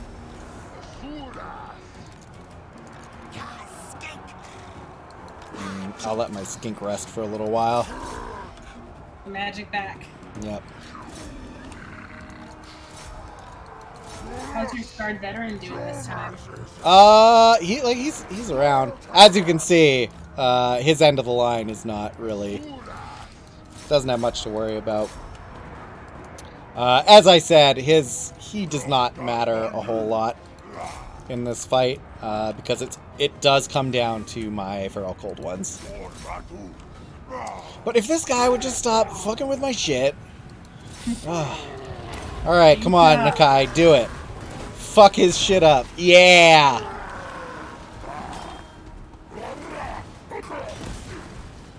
Squash him.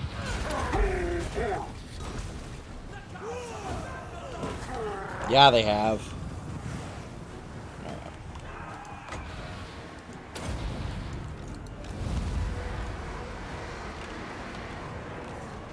Alright, I have won. I have definitively won this battle. But yeah. That could have gone much worse, but I think I managed pretty well. And those those spells really made a huge difference. Magic in Total War Warhammer 2 is just, look at that, 194 kills by himself.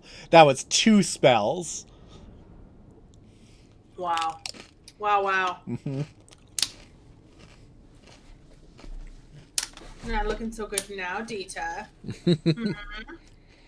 Dieter Lutenhauer is not having his best day. But that fur is fabulous, dog.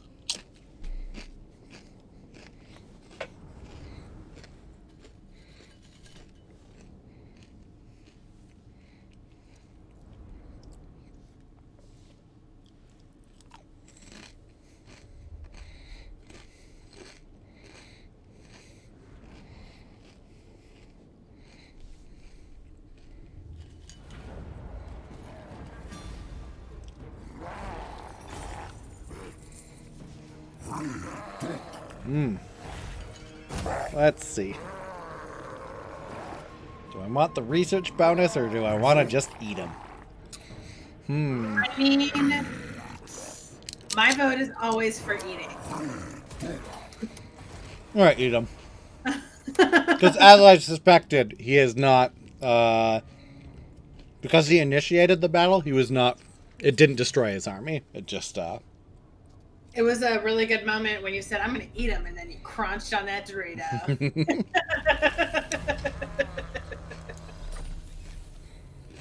Alright. Have you been craving Doritos because you've been listening to lots of Robert Evans? And he talks about Doritos all the time. No, I was craving it because when I played Jackbox on the weekend, one of the questions in our fibbage was about, like, hey, one of the prison guards at XYZ said that Saddam Hussein could do blank in 10 minutes, and it was like eat an entire bag of Doritos. Yes, I do remember that. I just I don't know why. I was thinking maybe it was Robert Evans related. He does love Doritos, the working man's chip. Ooh.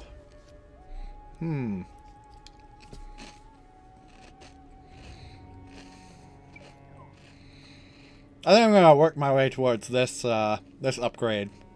I do really like being able to move further. And there's a lot of good upgrades in this chain. Namely the one that gives me 15% more tribute from my vassals. Nah. Alright, let's finish off Dieter Lutenhauer. We're just gonna flatten him with an auto resolve there. And eat him. Ew. You defeated Jord Grimm. Or Conrad Toddbringer. He dead. He ain't coming back. Did it. Now onwards to Skaven. Well, I'm gonna Now that he can't guard his settlement, I'm gonna roll over his settlement here as well. Make this quick. I have important matters to attend to. All right. Damn right. I'm your best friend, Teclis. Don't be a jerk.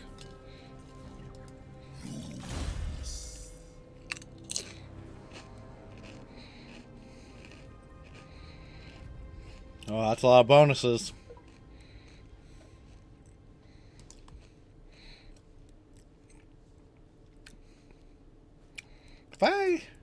No, I'm still not high enough level. Okay. So yeah, I'm gonna pump up my weapon strength a bit more. Smashy, smashy. I am going to make my Skink Priest a little more resistant to missile damage. So that's good. I didn't tell you what this does. This Arcane Conduit here. Okay, yeah. It makes my Winds of Magic power recharge faster.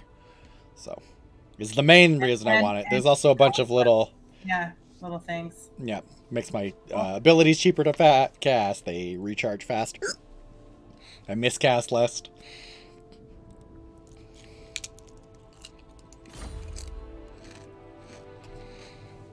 I'm almost finished the chips.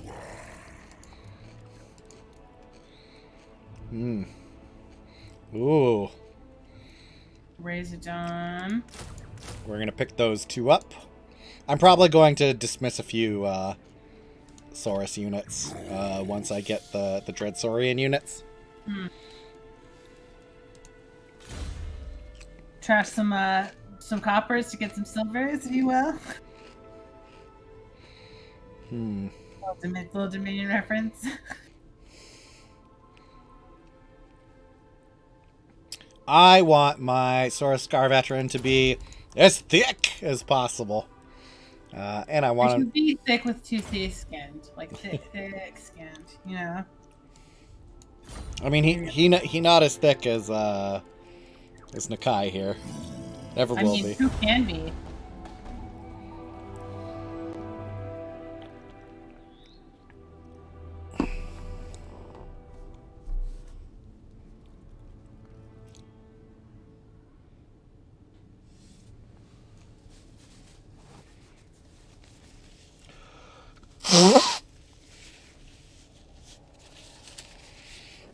Oh man, I've lost my nemesis. What will I do without Dita? Take all his stuff, move on. Dita Lutenhauer. See, that's the problem with having goals. Once you reach them, you don't know what to do with yourself. He's a worthy foe. I mean, I do have greater goals. I've got two more of these guys to finish off. How we looking? How we looking over here? Alright. Nothing there yet. But I'm going to take Dita's shit. Goodbye, Dita. It was nice knowing you.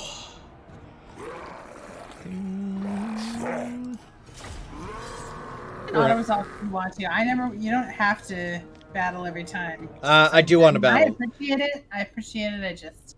I'm battling because it'll auto resolve does have some drawbacks, and one of them is you will always do worse in most cases than you would normally. He's got a really good tactical position though, but I'm much tougher than he is, so it doesn't matter. I'm a big strong boy with big strong boy units. Ooh, that's a good start in Winds of Magic. I start with 40. I'm gonna put my. Oh, these are my Razordons. So as you can see, their range is much longer. Can you go zoom in a little more on them? I want to see them. Get a good look at them. Oh. They need lots of spikes. Gosh, I want one. I'm not sure you want a Razordon. It might be bad for your health. I want one if there's no ramifications.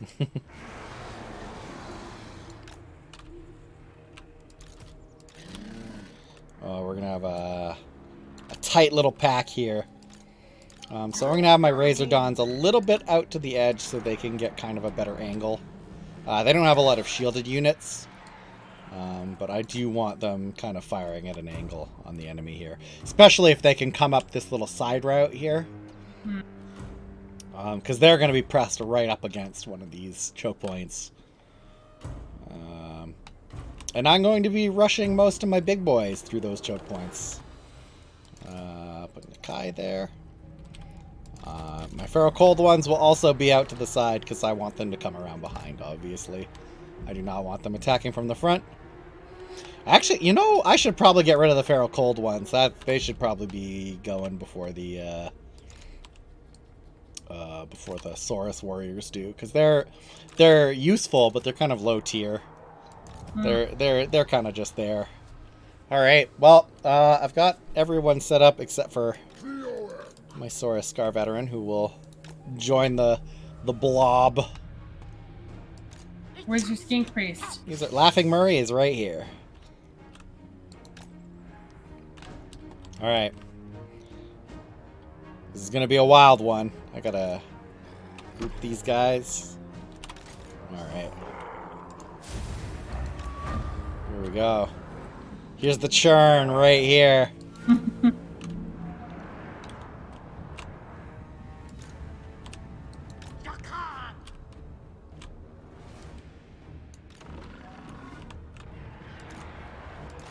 I'm actually gonna peel 2 of these Saurus warrior units off so they can come over here.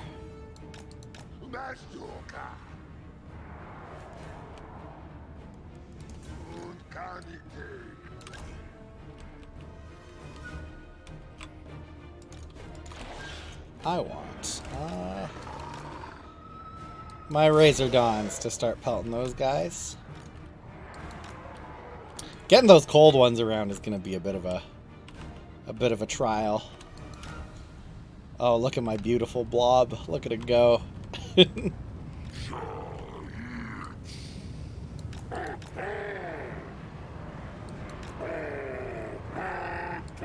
In you go.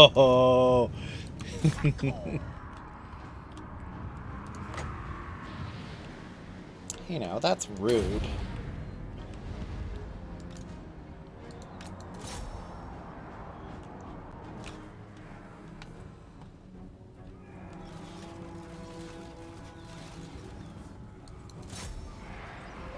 Oh, they've realized their mistake. Whoop-am! Look at him go! Cavalry charges never get old.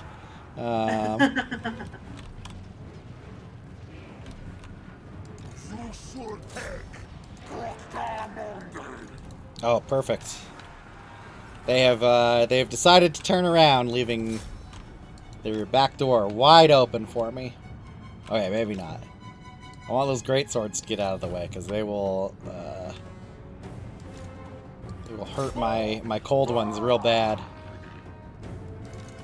Oh, you know, jeez, silly me. I could have done that.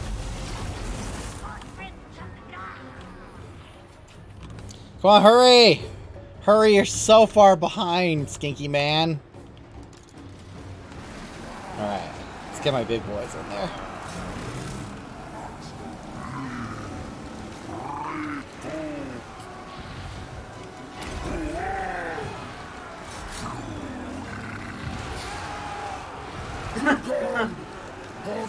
My poor Saurus Scar veteran can't, he just can't fit.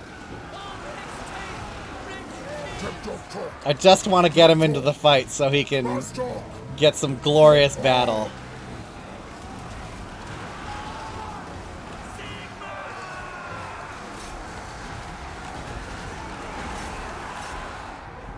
Oh, I'm not managing this very well. Okay. I just want to watch my dinosaurs rip dudes apart. Oh, there we go. Hehe. We have fun, don't we?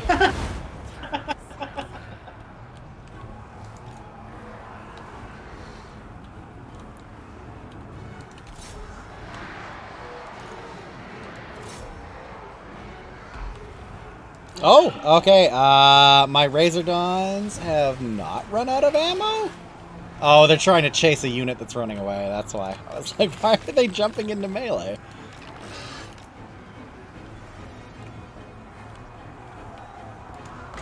Alright, this fight is good and done.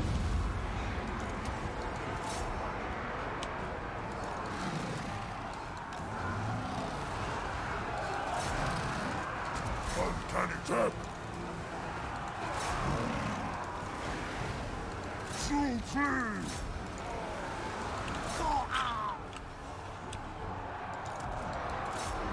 No, don't come back.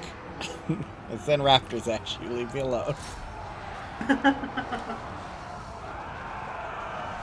You're in a pretty good position. I'd say. The Summon Feral Cold One's ability is just a game changer when you're dealing with big choke points like this.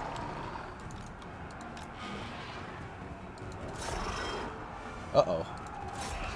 Gotta stop that. I have not been using my... I have not been using my spells very well. Alright. Hold. Hold. Y'all gonna die. Boom! Woo! I think the best part is your maniacal laughter. Afterwards. It's very satisfying landing a direct hit in this game. Mm. Oh. You did so good. I only lost 41 units. Yeah, so good. My skink cop probably could have... He's only got 144 kills. He could have gotten so many more. If I hadn't forgotten he'd existed for half the fight. My poor Sara Scar veteran just cannot catch a break. He's like, I really want to kill the guys. But he just can't get to the front of the pack. He'll do a lot better once he gets a mount. And also, you'll be able to work on his tree to like get his movement. Mm.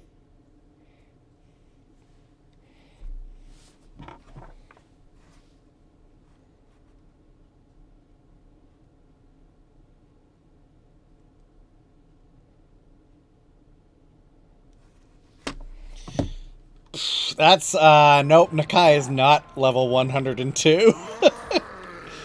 That's like a known bug with this mod. Is that after you finish a fight, it'll say your unit's level is 102.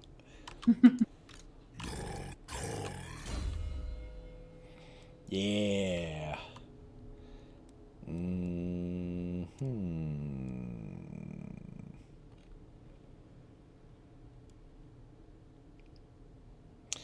Yeah, that's a pretty good one. That's really good. Especially since he's in the thick of it all the time. That'll, as you can see, there's a little debuff. Makes people slow.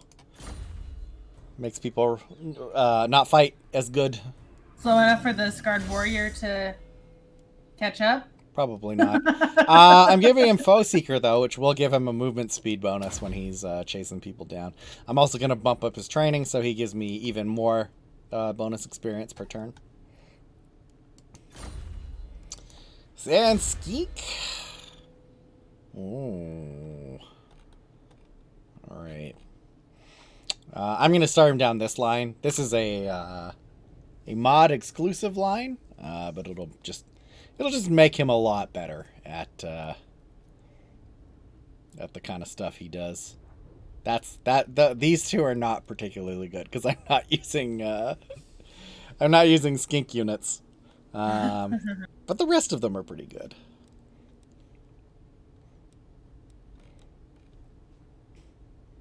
So it starts at Winds of Time. Oh, you have to get Blessing of Swiftness, yeah.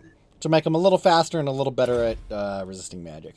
I can't wait to get him the Ancient of the Gods, Ancient Stegodon.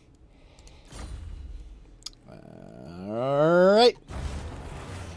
We are probably nearing the end of stream time. It's getting a little bit late here, and I have to get up for an oil change. So now I get to do that thing where I'm like, just one more turn. Because I need to position myself so that I don't forget what I'm doing next time we play. So I'm going to get my objective for the next couple of turns is to get over this mountain here and get down on the other side so that I can start sweeping down this way. It looks like, yeah, the Class Pestilence still holds these ones. Just because I know they're there.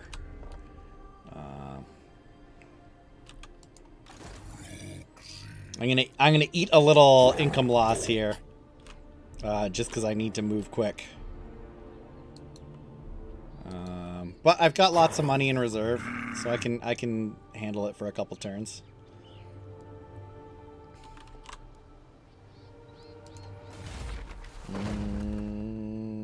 Ooh, that's cool. None of these are good right now. This one not so bad. This one gives the Defenders of the Great Plan. Which one? What? Which one? I just can't see your. Oh, sorry. Rite of Rebirth. Okay. It gives the Defenders of the Great Plan a free army, basically a full army of the most powerful types of units you can recruit as Lizardmen. I'm not going to do that because I would like to save some of my old ones' favor. Oh, I can access all of these now. Yeah, we're gonna... Who are we gonna kick out of this army? We're gonna... Oh. You said the cold ones too, you were maybe... Yeah, I still need the cold ones for now. Just because they are not mobile enough.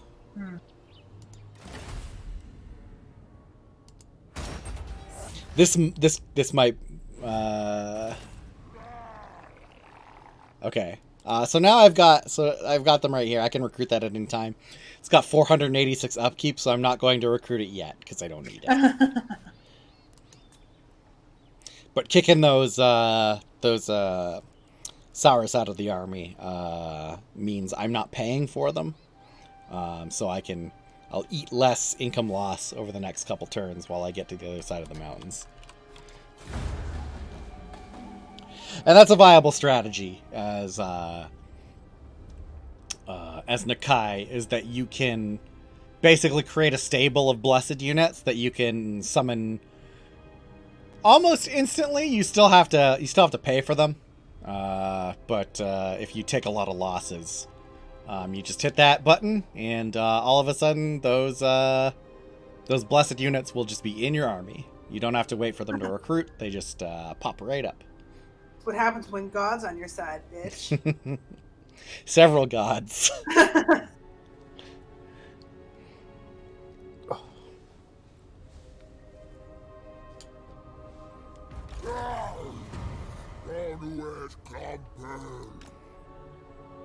Great insight, Nakai. Glad I've got you here to give me sound advice. All right. I'm going to pick up Blade Shield because I want him to be a durable boy. I like my Saurus Scar veterans to live. Rather they are veterans. I like them to live longer rather than hit harder.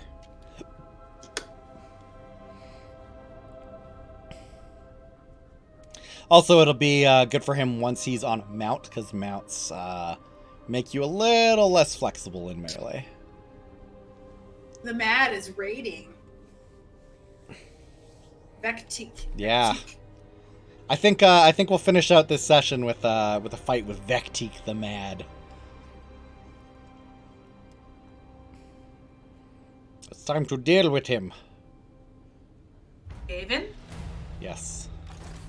No. Show him. He has a pathetic army. We're gonna completely stomp him.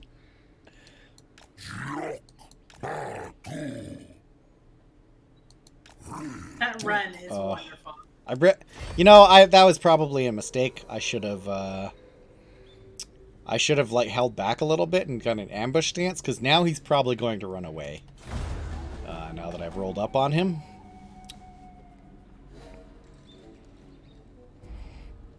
Alright, don't let me down, Vecteek. Put your tail between your legs and get the fuck out of here.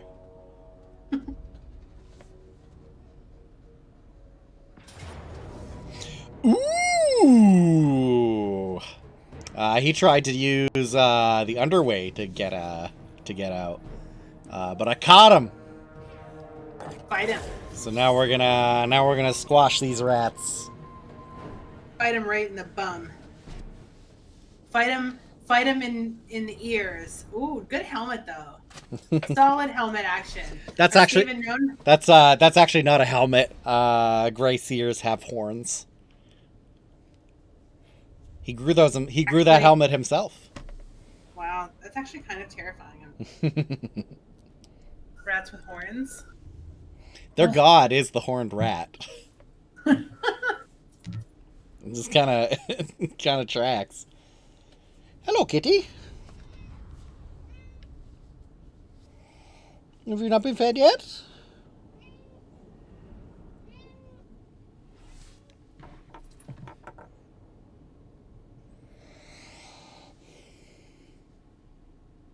This is gonna be a slaughter. He has he has like 2 non-Skaven slave units. And he has no ranged.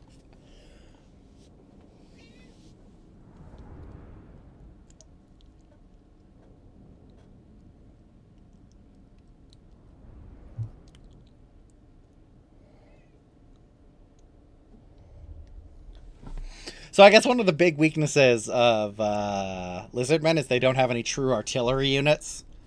They can get an Ankylosaurus with look at this map. Look at that. It's got like a weird underground forest. Pretty cool. This big, is like big rickety mine shaft thing. Yeah. That's cool. Yeah, you can get an Ankylosaurus with like a laser beam on its back, but that's about the closest you get. That still sounds pretty dope. It is pretty dope. Can you guess what the name, the official name of the laser beam is? The God Ray. You're very close. It's the engine of the gods. Oh, I'm proud of myself. Pat, pat. Pat, pat. Pat, pat. Alright. Let's get our beasts clustered together. I know they're not the same, but... Okay. I'm not going to gamble. I really want to get those winds of magic by the time I'm up there. Oh, it's going to take me... This is a really weird battlefield, too. It's extremely narrow. There's, like, impassable terrain, like, right here.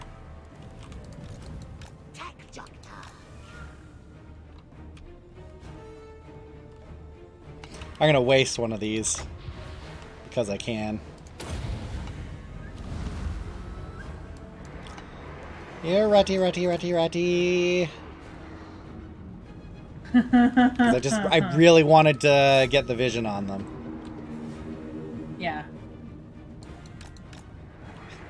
I could see him aiming his spell. You sneaky rat.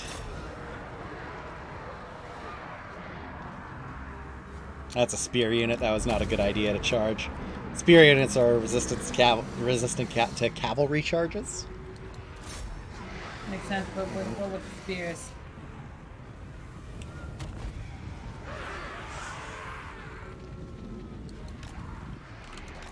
Alright, how are we looking?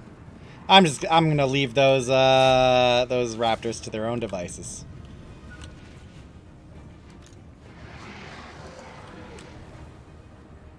Alright, we're gonna have these ones come down the sides. A nice flanking position.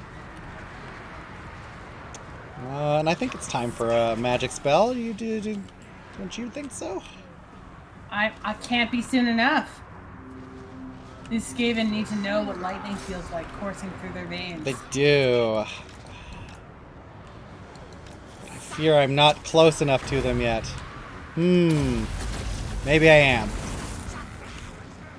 I guess we'll find out in a couple seconds.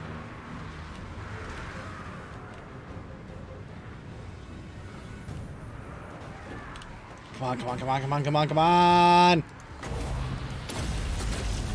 Come on, come on, come on, come on! I really don't want these guys to crumble before the spell goes off. 3, 2, 1, yeah! It's highly effective. Oh, and it's just drifting right into there. Yeah.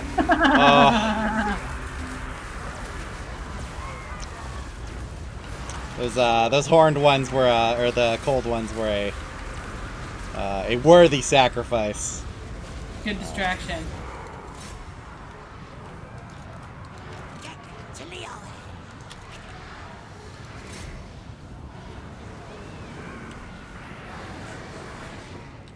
Oh, these rats are done for. They're scattering.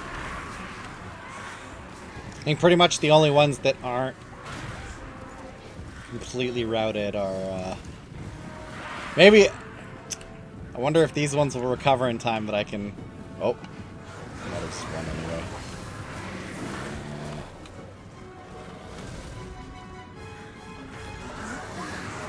Oh, those rats can't taste good. Get in there! Crush them! Put them down!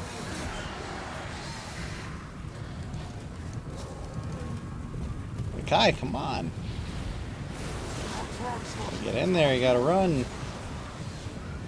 I don't have anything that makes them faster.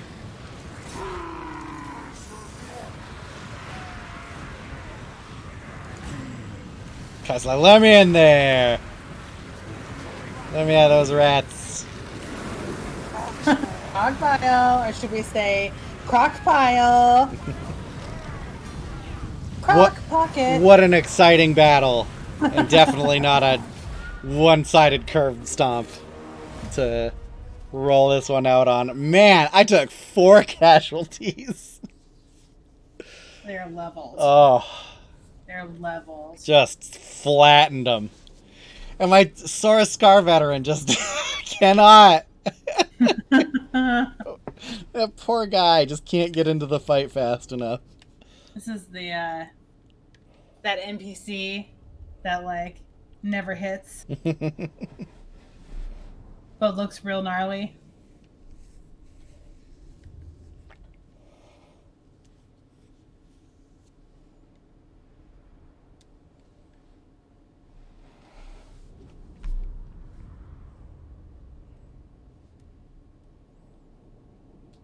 Waiting. Loading. I'm really glad I installed this to my SSD. Alright, gonna pump up my research rate. Not worth the eating.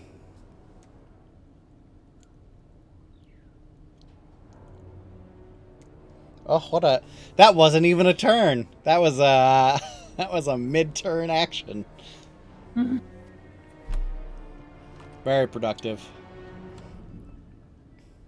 So where are you ultimately headed now? Like when we come back? So now I'm going to move down this. What is that? I'm going to move down this way. Okay. It looks like so it's I think Clan Pestilence is. Oh no, there's they're slowly making their way north. My objective is to move down this way. Okay. Depending on what goes down before I get to Oixel, I might start fighting with this guy. This is a Dark Elf faction. And if I let him build strength, he will be a big thorn in Itza's side.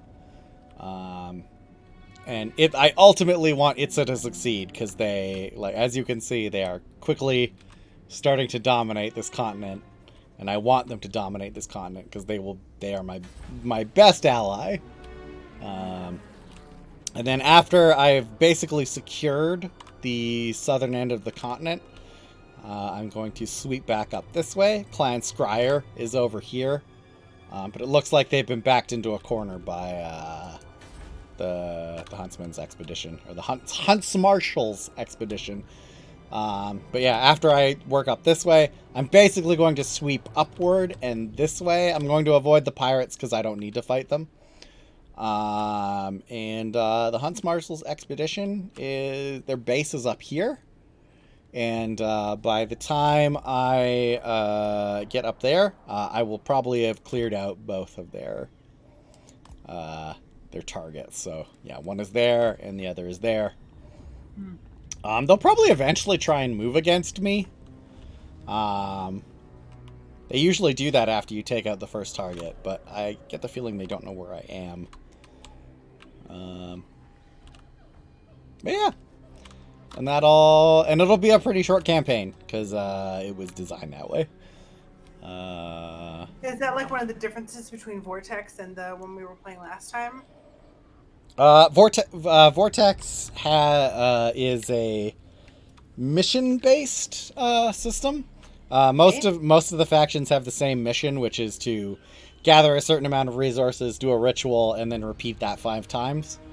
But about half the DLC factions have a different motivation, like this one, where I'm fighting against the Hunts Marshal.